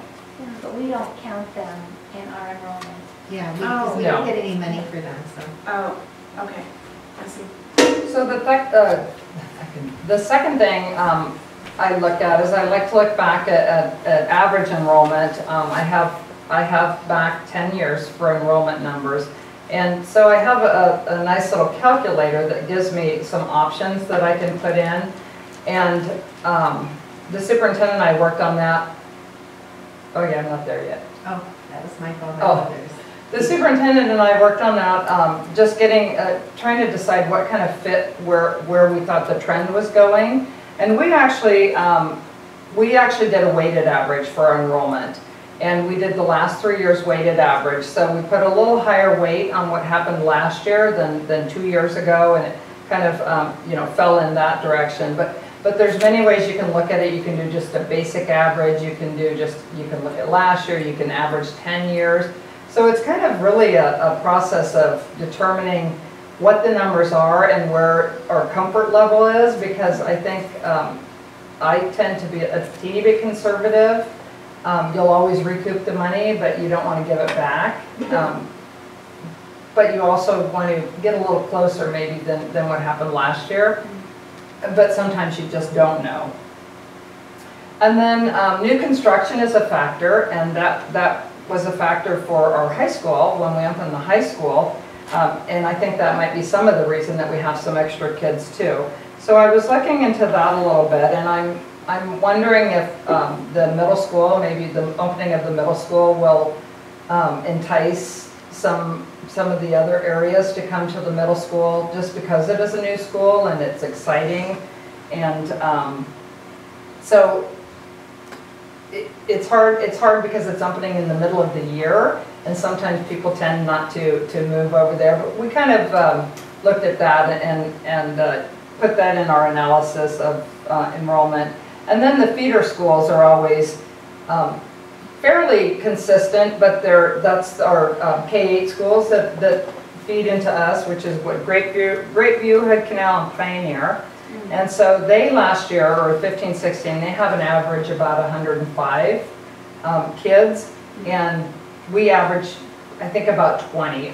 These numbers might be a little bit off because I have to gather data from something that maybe it's reliable, but I have to rely on what other people are putting in as descriptions, and sometimes I can't decipher what some of those mean. But about 20 kids come in to 9th grade from the feeder schools. But this year 31 came in. So that's a pretty big jump. And that was just from looking at the one, the individual month of September when kids were actually enrolling into the school. So I'm not sure, it's a big process to try to pick out who came in after the fact or left after the fact. 105 figure is the 4 years of those kids? No, 105 just this year that have graduated 9th grade, or I'm sorry, 8th grade, that are going to have to feed into one of these schools. They're in K-8 districts. That's from those 3 districts. That's So they can go to Peninsula, or they can go to Peninsula or Shelton. Right, and or out of that 105, we've been getting about 20. But this year we got 31, which isn't too shabby. Were they all from Greatview, the 31? A lot of them from Greatview, but they were from all 3. Typically, Pioneer and Hood Canal kind of gravitate toward the Shelton School District in Greatview, minus a few that want to go to Shelton come here. So that's pretty consistent with what it has been over the years. Okay, now I'm ready, Denise. So that's kind of how I got to these numbers. And this is actually our 15-16 enrollment, and this is just kind of the numbers that you saw on the report before that, where we were talking about the average. So this is where we are at the end of this year. And this is our actual enrollment, but I say it's not quite final because there could be a slight revision. We could find out that maybe somebody wasn't really in that one class the whole month or something. So there might be tweaks in the revision. So I just like to let you know that could change a little bit if you're going to compare it to something in the next few months. And then the next slide shows our actual projected enrollment. And this is our projected enrollment, and this is where all of those 4 items that we talked about with the birth rates and the averaging, this is how we got these numbers. And they're done by school, they're done by grade, and this is kind of the matrix that we can use also to get an idea of where we think we're going to need some staffing or some additional teachers. And you can see, for instance, in grade 2, obviously we remember that in grade 1 this year we had some high classes, so most of those get kind of rolled over to the next year, and then there's a process of manipulating a little formula to kind of get an idea, and then we use the data that we have from all of the other research that we've done to kind of then find out where we're thinking that these numbers are coming in. So we have the kindergarten coming in next year is a little bit higher than this year, but trend-wise, it does seem that there's been a few years that it just kind of goes up or stays steady, and then it'll drop. and then it'll go up maybe 3 years, and then it'll drop, and then it'll go up 1 year and then drop. It's really hard to determine what's driving that. So this is where we think we're gonna end up, about 2109. And we ended our, if you remember that, it was at 21, our average at the end of this year was 2103. So we're hoping to increase our enrollment a little bit. And just by getting some additional kindergartners would push our numbers up there. And remember, when we do enrollment projections, we get funded on actual numbers after January, but it's actually on your average FTE. So if we had a big slump of, we had 100 kids drop out in 1 month, it stays kind of steady, drops only slightly because they average all your numbers. So that's helpful when you're keeping in this cash So, flow. all of our kindergartens are full-time now? Mhm. Yes, Do we get funding for full-time? Yes. Yes. Oh, okay, good. yes. And I know something I've seen before in different years, but it seems like there's always 1 or 2 classes, I'll call them that, grades, that are a bubble. And I'm seeing it in 10th grade and 2nd grade. Mhm. And that they just kind of move along. It's always interesting to see that. It's always nice to have your bubble at kindergarten, because then your Right. bubble will stay with you. Right. So that's always what you hope, but yeah, they usually stay pretty consistent. Those bubbles will usually Right. follow you, and then they just, and then you have some of them that it's just like there's just no kids those years. Right. So it is interesting, and it's a process to get to. It's interesting enrollment. also to see the characteristics. This is more of a subjective thing. My daughter was part of a bubble when she graduated in 2009, and I got to know that class really well. Mhm. They had characteristics different from the class before them and the class after them.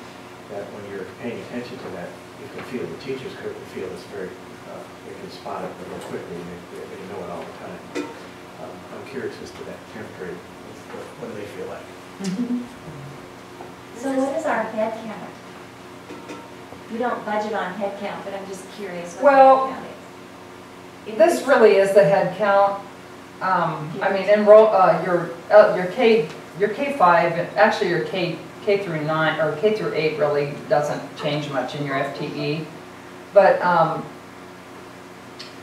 a lot of the like 9, 10, 11, 12 grades, most of their You'll see that, like, the running start down there. Yeah. That's the decrease in their FTE would be from the running start, or from just maybe doing a little bit. Some of the 9th graders are going to 10th grade. Does this kind of go along with the housing market as well? Because I know Kitsap is getting really tight on their numbers, and their inventory is, That's lower. something- And that pushes them here into North Mason generally. That's something we haven't seen a lot of yet, but we're going to need to start keeping a really close eye on, because as I'm speaking with people in Kitsap, and some ways our realtors are going to be very helpful, is that they're feeling like the housing market's getting kind of saturated there, and we just came from a meeting at Naval Base Kitsap yesterday, where there's still a lot more families coming in with some changes in ships that are getting permanently home-based in our community.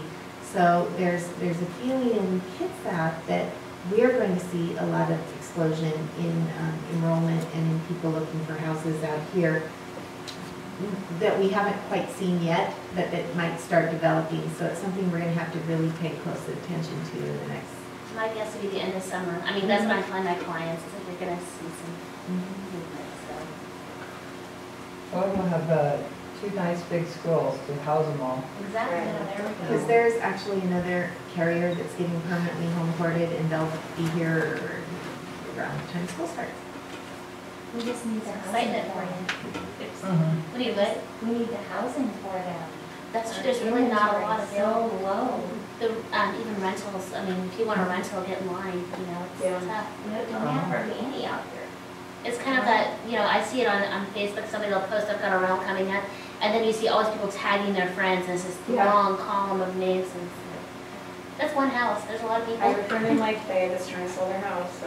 Tell everybody. I want to let you know too that I'll have all of the final numbers that we actually, In July. yeah, we'll have them next month. They'll actually be the final, so we'll get the head count numbers. So this is our, my estimated revenues, and I'll just briefly go over it. And you can see the first column is our actual, what we actually spent in 14-15.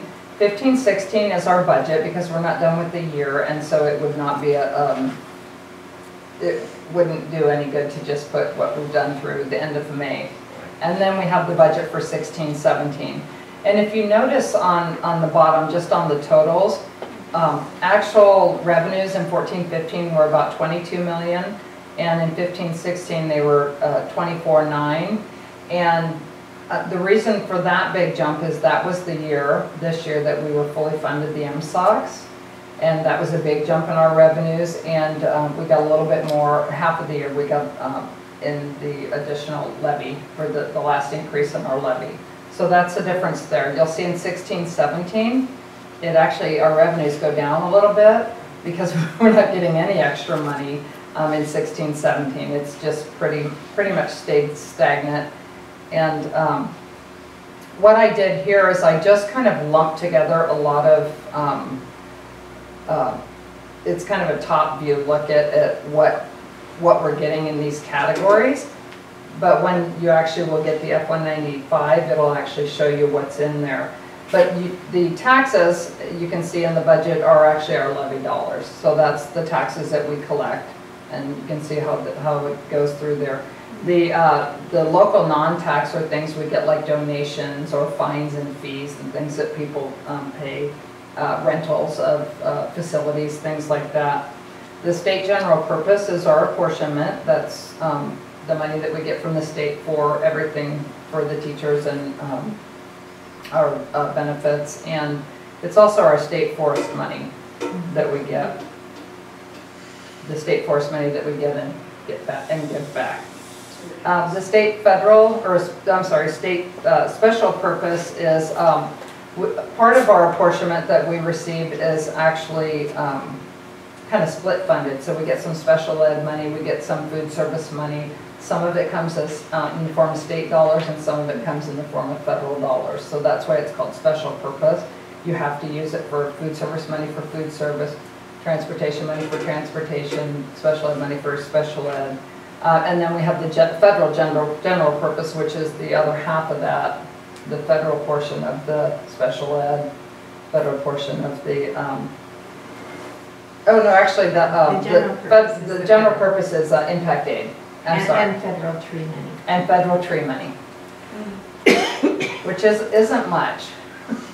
That's the money that we actually get to keep for this year and for the next year coming up. That's timber tax? No, it's federal forest money. So we get two kinds of forest money, but we get them differently. So the federal forest money is money for that people who cut trees on federal land, right? You have to pay some money, and that money comes to the district. All right, and that money we get to keep. The state forest money, and this is something our legislators are trying to help us with in this next session.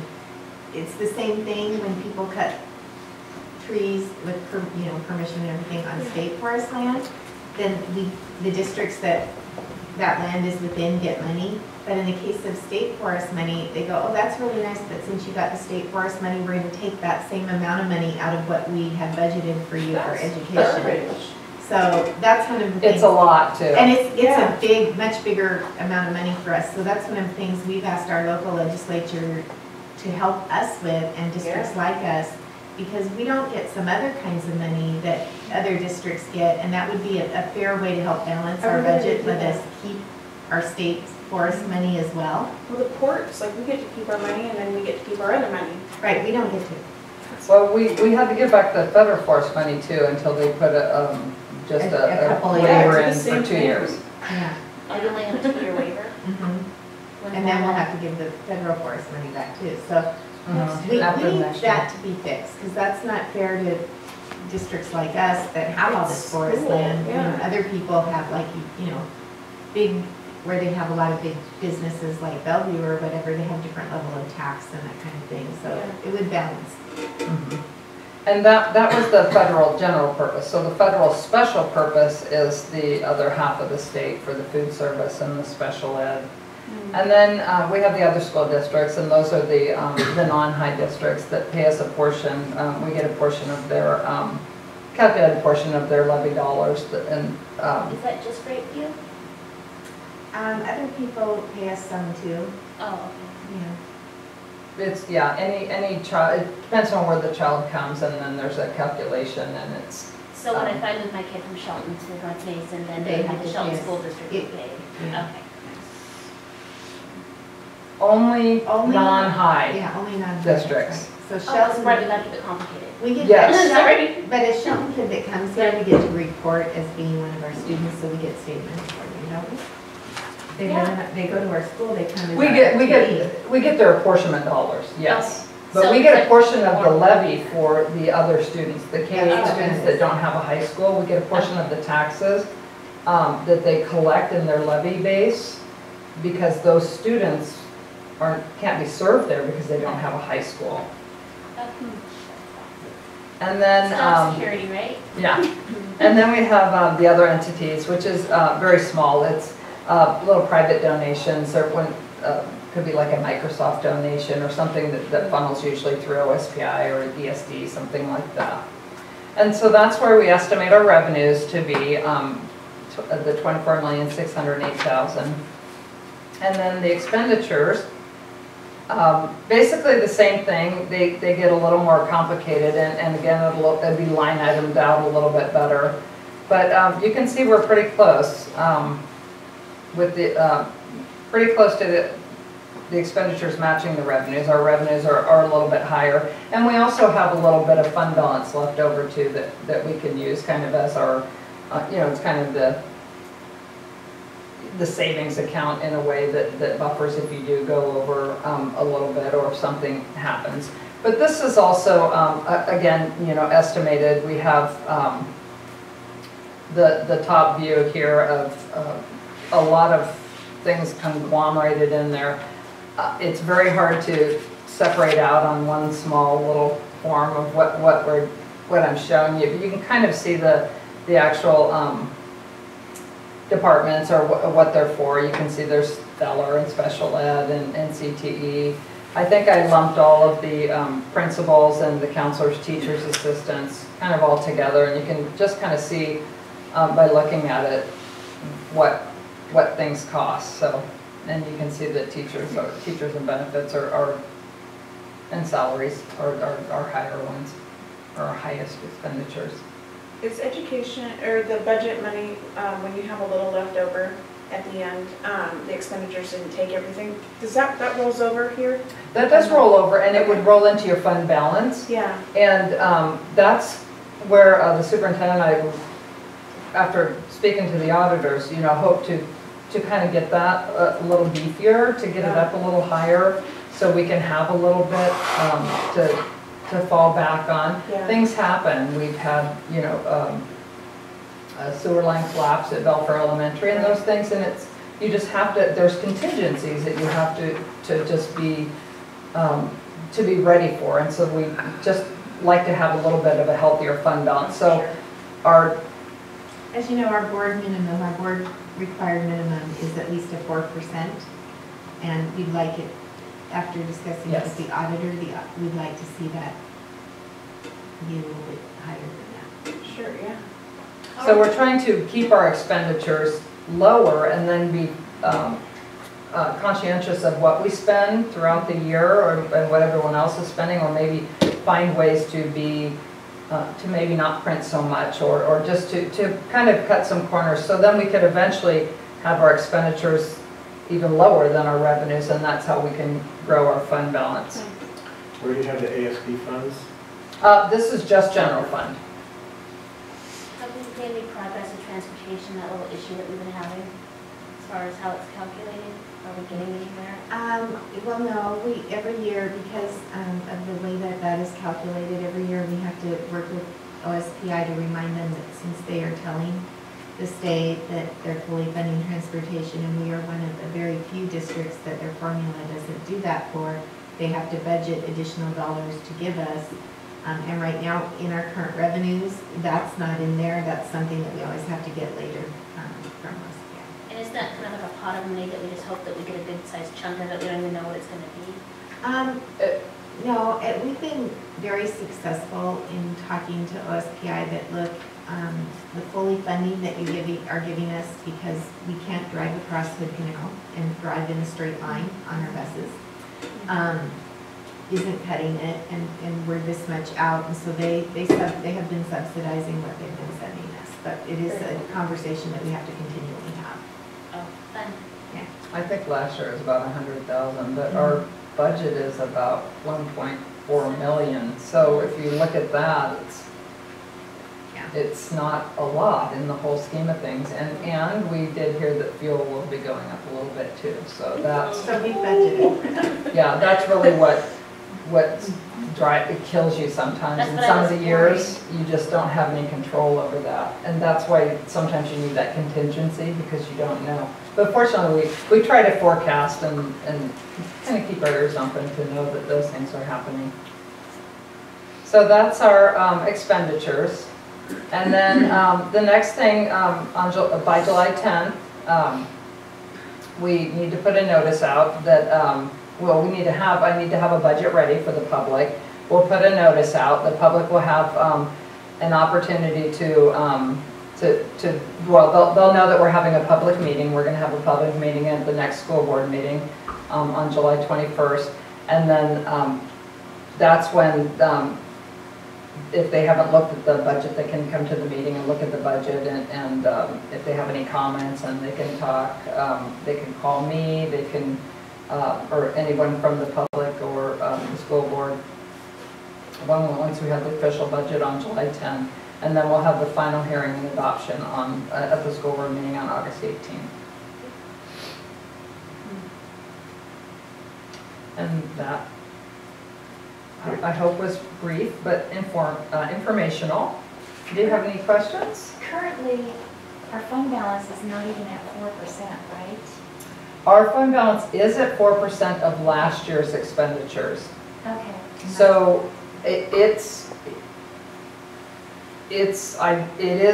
about 866,000, and next year it'll probably be about 900,000 for 16-17. So it'll still be about 4%. Just about 4%. Because our expenditures are going up, which is making that pot have to go up, and then it's getting harder. We're hopeful that the legislature will come through and have some solutions to the salaries by next year. It's been really hard. We've had to, be fair to our teachers' unions, and so things are just piling up. So as much as we tried to add a little more to the fund balance, until we get the legislature to come through, at least find out what happens at the end of the biennium. But I think it's also important to note that while we're having to be very frugal and very, very strict, some of our neighboring districts who look like they have a lot more money right now could find themselves in very serious difficulty, because they're all depending on that levy cliff solution to be determined. And if the legislature isn't able to do that, then they are collecting levies that are greater than they will be able to collect under that new regulation. So they'll be cutting huge amounts of dollars from their budget. And we are not at that limit. So what we see is what we have, and we won't be impacted by that. So there are pluses and minuses. Mm-hmm. And also this year, when we bargained for, when we were working on the budget for 16-17 and working with all of our unions and talking about salaries and the changes of things, we very consciously knew that we didn't want to reduce what we have in our fund balance, which is only a couple $100,000 if we don't include the restricted amount. And we don't want to go any lower than that because that was recommended by the state auditor to stay at least at that level or higher. So we just made some changes. We moved things around and we were very creative, and we were able to do everything we wanted to do for next year within the budget without taking any of that fund balance that we have. So I think we're real proud of ourselves. I think you should be. It was difficult, Yeah, I know. but it worked out well, and I think it's going to be good. Thank you. Thank you. You're welcome. All right, just another couple quick things on teaching and learning. I wanted to let you know a couple things that we'll be talking about more later. In July, I'm going to ask Mark Swafford to be here because I want him to give you a post-progress report. The Bulldog Boosters are sponsoring the first ever summer sports experience for girls next Wednesday, Thursday, and Friday for 2nd through 7th grade girls to increase interest and participation in athletics by girls in our district. We would like to see a stronger participation of girls in athletics. We are not, the goal under Title IX is to have like participation between boys and girls, and we're not there right now. And so we hope that that will help. We are also working to expand some of our other sports programs. We provided transportation at bowling this current year and got a lot more participation. We have a student who's been trying to recruit to add to the swim team and has some additional folks, and we will probably do some You're smiling because it's her daughter. my daughter's been asking everybody to join the swim team, so but she did get some additional swimmers, and so we're those things are happening. But we also are trying to get girls younger, more interested, so that they have some skills and they come up and they're not afraid to participate in middle school and high school because they don't know. And our student athletes in each of those sports, our girls will have been asked, many of them will be participating as kind of mini camp counselors during those events next week. So that's pretty exciting. Also, and so he's going to talk about that, and he's also going to talk about something that we're going to do at the beginning of the year. As you know, we do some concussion baseline screenings for kids now, and it's a very good safety thing. Next year, we are going to do heart screenings for all North Mason athletes. And this is really powerful because, a lot of times kids and their families find out that they have a congenital heart issue when they're participating in school sports and they have an incident, and sometimes the outcome isn't very good. So we're very excited that we're going to offer that for all of our athletes, and that's exciting, and he'll be here to talk about that. And then let's see what else. We do, one of the things you'll be hearing about more as we go into next year, and you'll see some things that we'll talk about in the board meeting. I don't remember the very long name of the committee right now, but legislature had a committee look at equity and in things like student discipline, and they determined that there really wasn't any across the state, and there are subgroups of kids that were more at risk for even graduating are receiving discipline in much greater numbers and for much greater periods of time. So there have been some really strict rules about what kinds of things students can be suspended for, and very strong restrictions that go into place next year. So we'll be working with our teachers and their principals and their school building teams on how to address helping kids do the right things in different ways, because there will be very, very few places where you can look through things like suspensions or emergency expulsions as we move into the future. And so that's something that we'll be talking to you about. I also wanted to highlight, we have approximately 190 kids graduating tomorrow, and of those, 21 are graduates from James Taylor. Not all of those kids are choosing to be there, but that's the biggest number in a year we've had from Taylor, so I think that's very, very exciting. Cool. Very exciting. Okay. All right. And Capital projects are well on target right now. We have a few inspections and a couple little things to be finished on our punch list, and then we will be beyond the substantial completion, and we will be totally completed with the high school probably in the next month or so. The same thing goes for James Taylor. The same thing goes for the transition, the move of the portables out to Sand Hill. The portables that are next to the annex building are scheduled to move to Belfair on the 27th.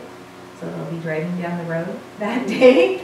And it takes about a half hour to get them loaded up and headed down the road. And so that will be very exciting because that opens up the rest of that space that Berkshire Group needs to complete working on the annex. The annex already is re-roofed. It happened in one day this week, and it has brand new roofs. The inside is completely torn out. The roof is going on at the new Hawkins. And they're well ahead of schedule in most areas. There was a little hiccup this week that we thought was kind of funny, and it's not going to affect their schedule, so I'll tell you about it. But, when they were ready for the addition, that's the new music room at this end of the building, and they've had the beams, the steel waiting for that piece, for the ceiling of that section, that's a new section here for a couple of months, but they went to get ready to put them up there, and they had to make a little phone call to the steel fabricator and say, did you realize those are about 3 feet shorter than required for in the plans? So they're getting that fixed right away, and it's not gonna impact at all. But Eric had a bad day. No, but somebody had a bad day, and Eric was just rolling in the aisles because he was listening to the conversation between Berkshire Group and the steel fabricator, and the steel fabricator thought that a reasonable response was, well, you've had them for 3 months. Why haven't you told us they were short before now? So anyway, and from Bershire's perspective, well, until we needed to put them up, we expected that you sent us the right thing. So it will be fine. It's not going to slow it down, and that because they are very good about working around and get everything done that they need to while they're waiting for something else to happen. And it's really amazing. We expect. By the beginning of July, all the drywall will be going in the classrooms and the spaces up there by the time school start, and the siding's going to start going on in the next week or so as well. So by the time school starts, it's really going to look like a school, and it will certainly be ready for our projected move-in date. In fact, I'm guessing probably we will move that a little bit forward, and we won't move the kids in because it needs to be a clean break in time. So we'll probably still do that after the Christmas holidays, but the teachers will have, instead of having to hurry and have everything ready and try and do it right before Christmas, we'll probably move most of their things for them in somewhere around Thanksgiving. And then they'll just have a little stuff left to move once they get through December. So that will be pretty exciting. Okay. So the next thing on is the support for Network in Excellence in Washington Schools, and this has come up for the board before. The last time, I believe though, was that we approved it was in 2013. I did think it was important to bring it to your attention again. The Network for Excellence in Washington Schools is the group behind the McClary lawsuit, and they are the group that continues to keep asking all the districts to participate in helping keep that going and keeping the emphasis on the importance to solve funding for education in our state before the legislature. They ask for districts to provide some monetary support. In the past, we have done so. We haven't done so for a couple of years, but we were asked again, so I'm bringing it to your attention again, and then.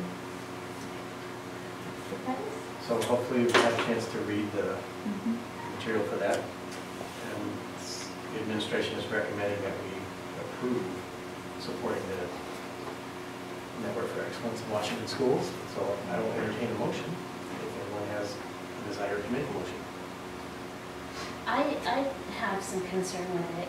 As far as, I know that we've got a lot of numbers, and I know that 2,000 in the scheme of our budget probably isn't a lot of money, but I know that this thing definitely is rolling forward, and I don't know that we need to take those funds funds away from something that we could probably use them for actually supporting our students versus sending it out there hoping that it makes an impact. But I think that we're already on a trajectory to definitely deal with this next year.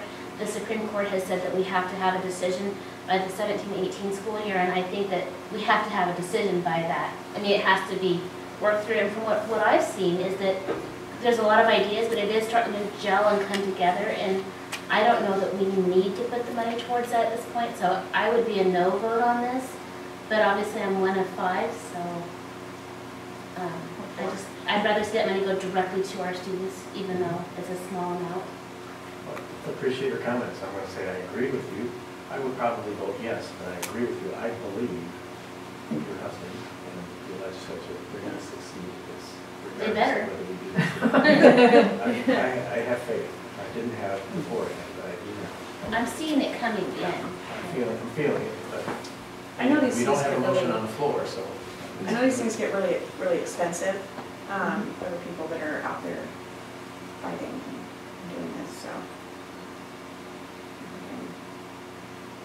You could, they make a recommendation, you could choose not to give any, or you could choose to give less than that recommendation, or, any Will amount. this hurt in any way for giving to them? Would it hurt our budget in any way, or our money? I mean, are we, Does it come out of the board budget? Mhm. Well, I'm not opposed to the effort. I mean, I support the effort that this group is making. And I feel like, if we gave them $1,000, at least it would be an acknowledgement that we want them to continue with their pressure.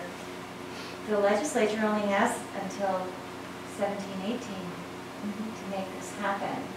And I'm not sure how this group is impacting that movement.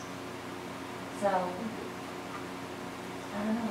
so if we have it, like $1,090, giving 50 cents per child instead of $1 per child? Well, That's I hate to put a price on our children. No, that's not. I think they're using the children as a number and not as Oh, I know, actual I know. physical. Yeah. Can I ask you what your opinion is? Yeah, I mean, my opinion is this, I think it is worth considering supporting. I understand all of the things that Dinah said, and I agree with both Dinah and her. I think that something will happen. I think if we decide to support news, I would recommend even less, like $500, to show that, to show that we support, our name is still there, we want you to get the work done, but we have other things that we need to focus on with our dollars in our district. $500 would be appropriate. That's a fair compromise. Yeah. I mean, that shows that we support what you're doing, but hey, our kids are our focus and that money needs We're to go not a directly to huge district. students. We were huge. It's Seattle's Rhode a Island, we huge might feel different. thing. Yeah, then maybe they can give everyone else Well, then I would move that we give them $500 to aid in their effort. Okay, there is a motion on the floor to provide the news NEWS with a $500 award from us to support their activities. Is there any discussion? Hearing none, and please signify by saying aye if you're in favor, and I should have said that backwards. All those in favor, please signify by saying aye. Aye. And all those opposed? Okay, the motion carries. Thank you very much, all of you. Okay, so the next thing that I have to talk to you about is Stellar, and I have some exciting things to talk about, but I don't want to, I want to have a lot of time to talk about them, so I'm going to do a quick teaser, and then hope that what we can do is agree to schedule a board study session, go into detail about the things that I have to talk about, and some more details that I will have in July as well. So there are two areas that I want to talk about. One is the review of the engineering report that I had commissioned. We have a draft of the review. We expect to get the final draft of the review in the next day or so. The draft review of the engineering report said that report that we received previously was very well done. If anything, as far as the costs and the potential fixes to the dike, our new engineer from Vector Engineering out of Tumwater, Ryan Moore, agrees that each of those is each of those 5 recommendations is a viable fix. He believes that and of course that recommendation is a couple years old now, but each of those items would cost a little more than what was in there. Mr. Moore's report also will probably state that it is his recommendation that the district not be the owner of a flood mitigation dike and trail system, that is not appropriate for a school district to be an owner. He points out some liabilities in case of flood that could be ours as a district, and as a result of the draft, we have reviewed those with our insurance provider, and we do have the liability coverage to support if there were a major flood and some damage to the water or sewer system for those homes on Roselle Road, which would be the probable folks that might have some damage. And so we are covered. It's, we're not it's not a negative, but it's not necessarily something, again, in his report that a school district should be concerned about. So I think that's very positive, but in time for the July board packet, you will have the complete final report to review, and then we can talk about it, and the community would have had time to look at that as well. So I think it's a very valuable document, but I've just seen a brief synopsis draft, and so we'll get that to you soon. The second thing that I have to talk about is the Feller property itself and our efforts to figure out how to solve all of the questions that we have there. We have some really good ideas and some things that I believe we can move forward on and talk about in July. So really there's a couple of things to think about. We have always been, or at least in my 2 years, looking at how do we deal with it as a whole piece. But actually the Feller property as it currently stands is 3 separate sections and very discernible pieces of property. So there is, in backwards, there is the extra parking lot piece that is still currently owned by the trust, although the trust is in the process of dissolution, and we expect that parking lot will be part of our final payout.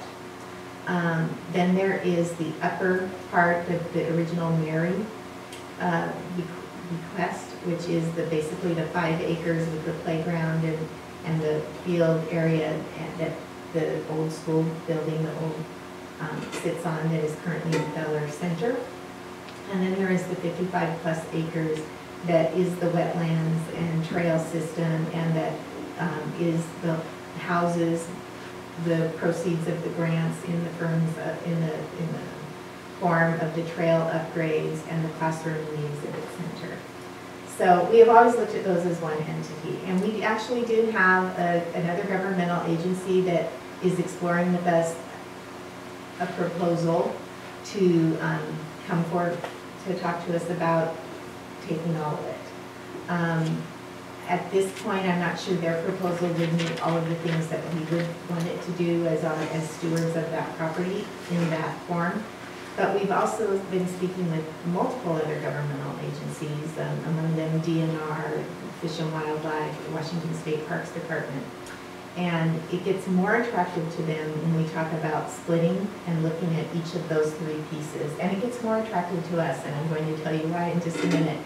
So one of the things I want to talk about at that study session is the benefit of looking at the pieces separately. We can look at the proposal that we are probably going to get about the whole thing, but we can look at some other proposals that would look at those pieces separately. And what that might look at like is us doing a surplus and transfer to another governmental agency of the property and the grant requirements related to the trails of the wetlands piece, and retaining the upper field and the school and that piece. And I think that there are many ways that that meets all of the requirements and all of the needs of the community and the district, because it maintains that access for recreation to all of our community using the recreation piece. And for us to use for science and different kinds of education when we need to. But it also allows us to focus on our mission. And what I see as a really excellent and really in the very best interest of our community and our district right now is looking at that upper property and using that to help us solve a problem that is growing in our district. As our poverty rate grows, as our influx of new to North Mason, new to Washington, new to the country, families with really strong educational needs grows, we are finding that, just like many districts, kindergarten isn't early enough to get kids, to get them where we need to get them by graduation. And we have very positive community partners who provide preschool in our community, but we have way more kids than they are able to serve. And we currently, all of our kids with very high special needs, our ECAP kids, go all the way to Bremerton to programming every day because that's what we have to provide to them. And my proposal that I want to talk about would be to use the Feller Center building to house a North Mason or a Mary E. Feller Early Childhood Education Resource Center that would include all of our Head Start kids, all of our ECAP kids, all of our special ed preschool kids, as well as seats for fee paying on a sliding scale based on family ability to pay, a 4-year-old preschool for general ed kids, so that we could have those typically developing models participating with our special needs students within the preschool program. We would also have seats for preschool ELL students, so we could have more time to get them ready to have academic language to be able to be successful in school. I think that it could be really amazing for our kids and for our community and really help us make those kids as prepared as possible for their futures, because we have some extra time to do that. In addition, we would partner with our providers in the communities.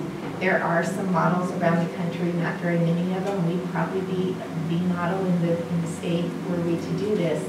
But there are some models around the country where we partner with our providers in the community to provide training for their staff and teachers, and and access to the same pre-math and pre-reading materials that we would use the kids at that site, so that all kids who go to preschool anywhere or even in-home daycare with some preschool opportunities anywhere in North Mason would come to school with some preparation and ability to do things that they don't have right now. So I think it would be really powerful and a win-win. We've been exploring some partners to help us put that together. I've done a quick run through of the building with Eric because we've heard people talking about the buildings in drastic repair right now. So we've done a basic analysis, not a formal one. We'd have to do that later, but of what really needs to happen. And really it has a 30-year roof that's about 10 years old, so the roof is in really good condition. There aren't any leaks. It does need new HVAC system. It needs new lighting in some of the rooms. It needs new flooring. Chairs. But yeah, there would be furniture and that kinds of stuff. Yeah. But as far as the facility itself, those are the major things that could happen. And I think that those are not that big in the long run. And when we look at the need and meeting that need for kids, being able to put the kind of money in to do that thing, those things, to get that building ready to house such an amazing center for our kids, would be fraction of what it would cost to build something new. Plus we've got the playground right there already, and and the proximity to the elementary school, so the partnerships and things would be fabulous. So that's a brief summary of what I want to talk about in July. Are some of the partnerships with the preschools? Yeah, that would be part of this process. Okay, like I know Christ Lutheran Child Care, I know they have a big preschool, and they've been talking about their people, so that's very exciting. Yeah, so we would want them to be involved in this process because we're not interested in taking away anybody's livelihood or the business that they're doing. But we know with some analysis that our ESD has done for us, and Kristen, you remember Kristen? Kristen is the early childhood person at ESD 114 right now, so she's done some analysis for us.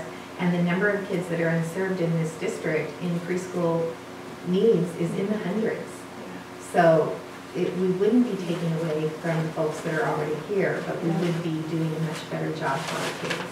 Yeah, they've been capping out, so that's very exciting. I think it's a better fit for that building.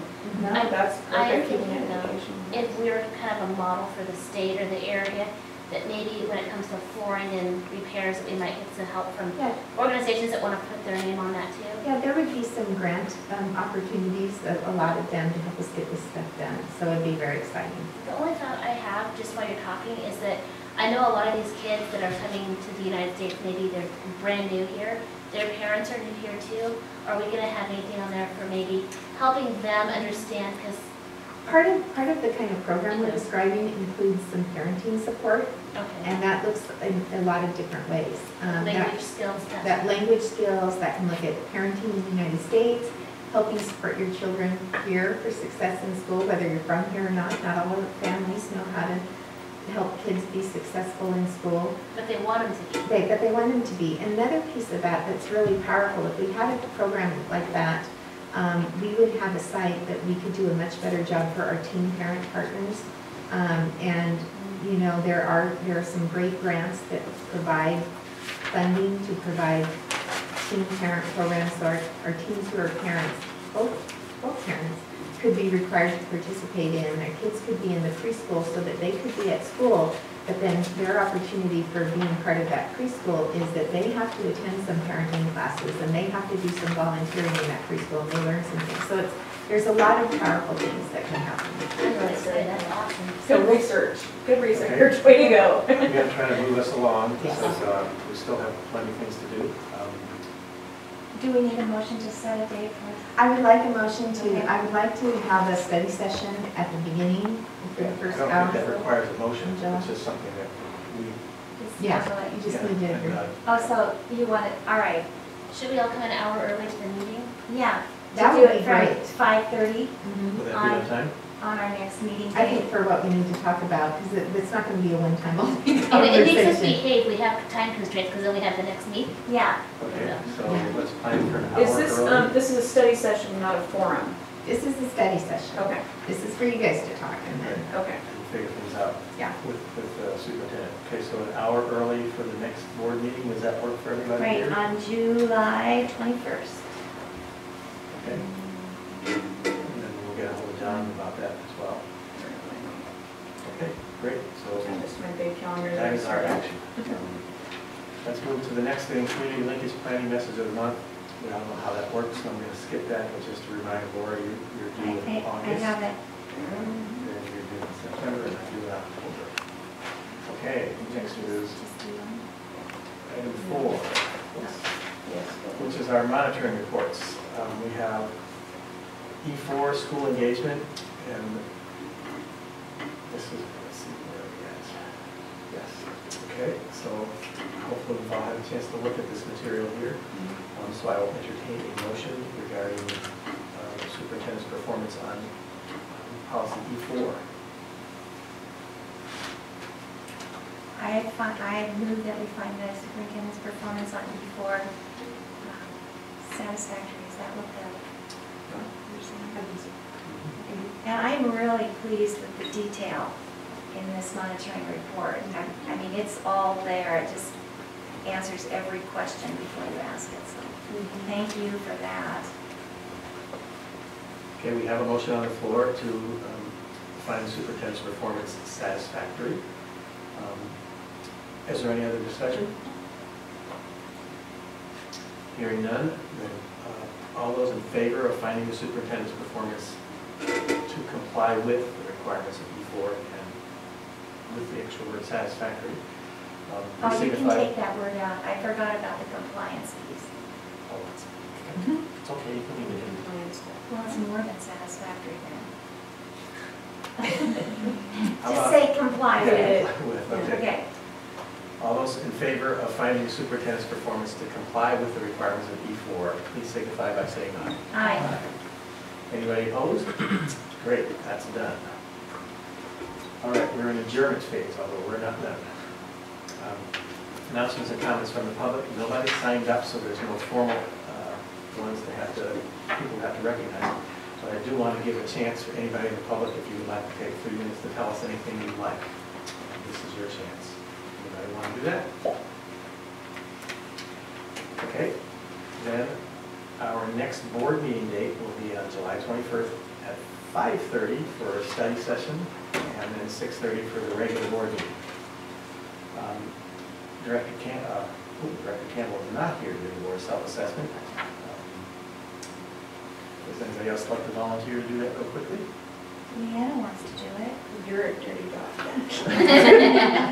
Okay, Or is it? thank you. I just want to do that for And would you like to take a couple of minutes to just figure that out before then we can move on to the next item while we're doing that? Or I can just Go for it. go through it really quick. I'm going to read how I do it is I read through the first block and I tell you how we did. If I don't think we did these well, then I'll stop. But the agenda was well planned to focus on the real work of the board, and I'm getting older now, so. The board followed its agenda and did not allow itself to get sidetracked. We had a lot of talking today, but all on track. Board members prepared for and contributed to the meeting. The meeting proceeded without interruptions and distractions. The board's deliberations and decision-making process were public. Participation was balanced. All participated, no one dominated. Members listened attentively, avoiding side conversations. Work was conducted in an atmosphere of trust and openness. And meeting participants treated each other with respect and courtesy. And I think we did all these with satisfactory.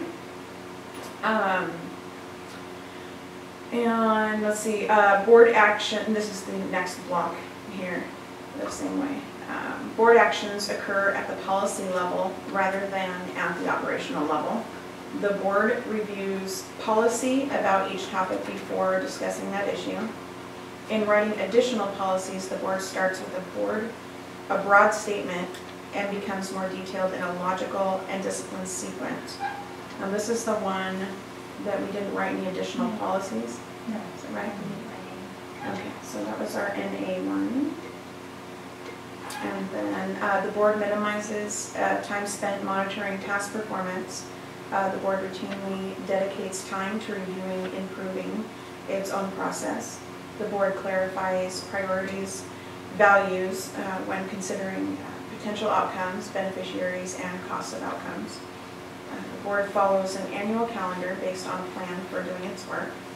The board chair helps the board efficiently conduct its meeting. The board spends most of its time deliberating issues, defining and clarifying its vision, and linking with its community as opposed to fixing things. And the board supports the superintendent in any reasonable interpretation of its policies. And I believe all of those are yes, except for the NA that we just talked about. And then there's one up here were these principles followed? And yes, those principles were followed. So overall, I believe that we are satisfactory. Thank you. Yes. Then announcements and comments from the board superintendent. Anybody, any board member would like to say anything? I do. It's a totally off the wall thing, but there's this girl in the community, and she does little things to support her family. I don't think she has a regular job, but she's got kids and that are special needs, and I think she actually has a couple of special needs herself.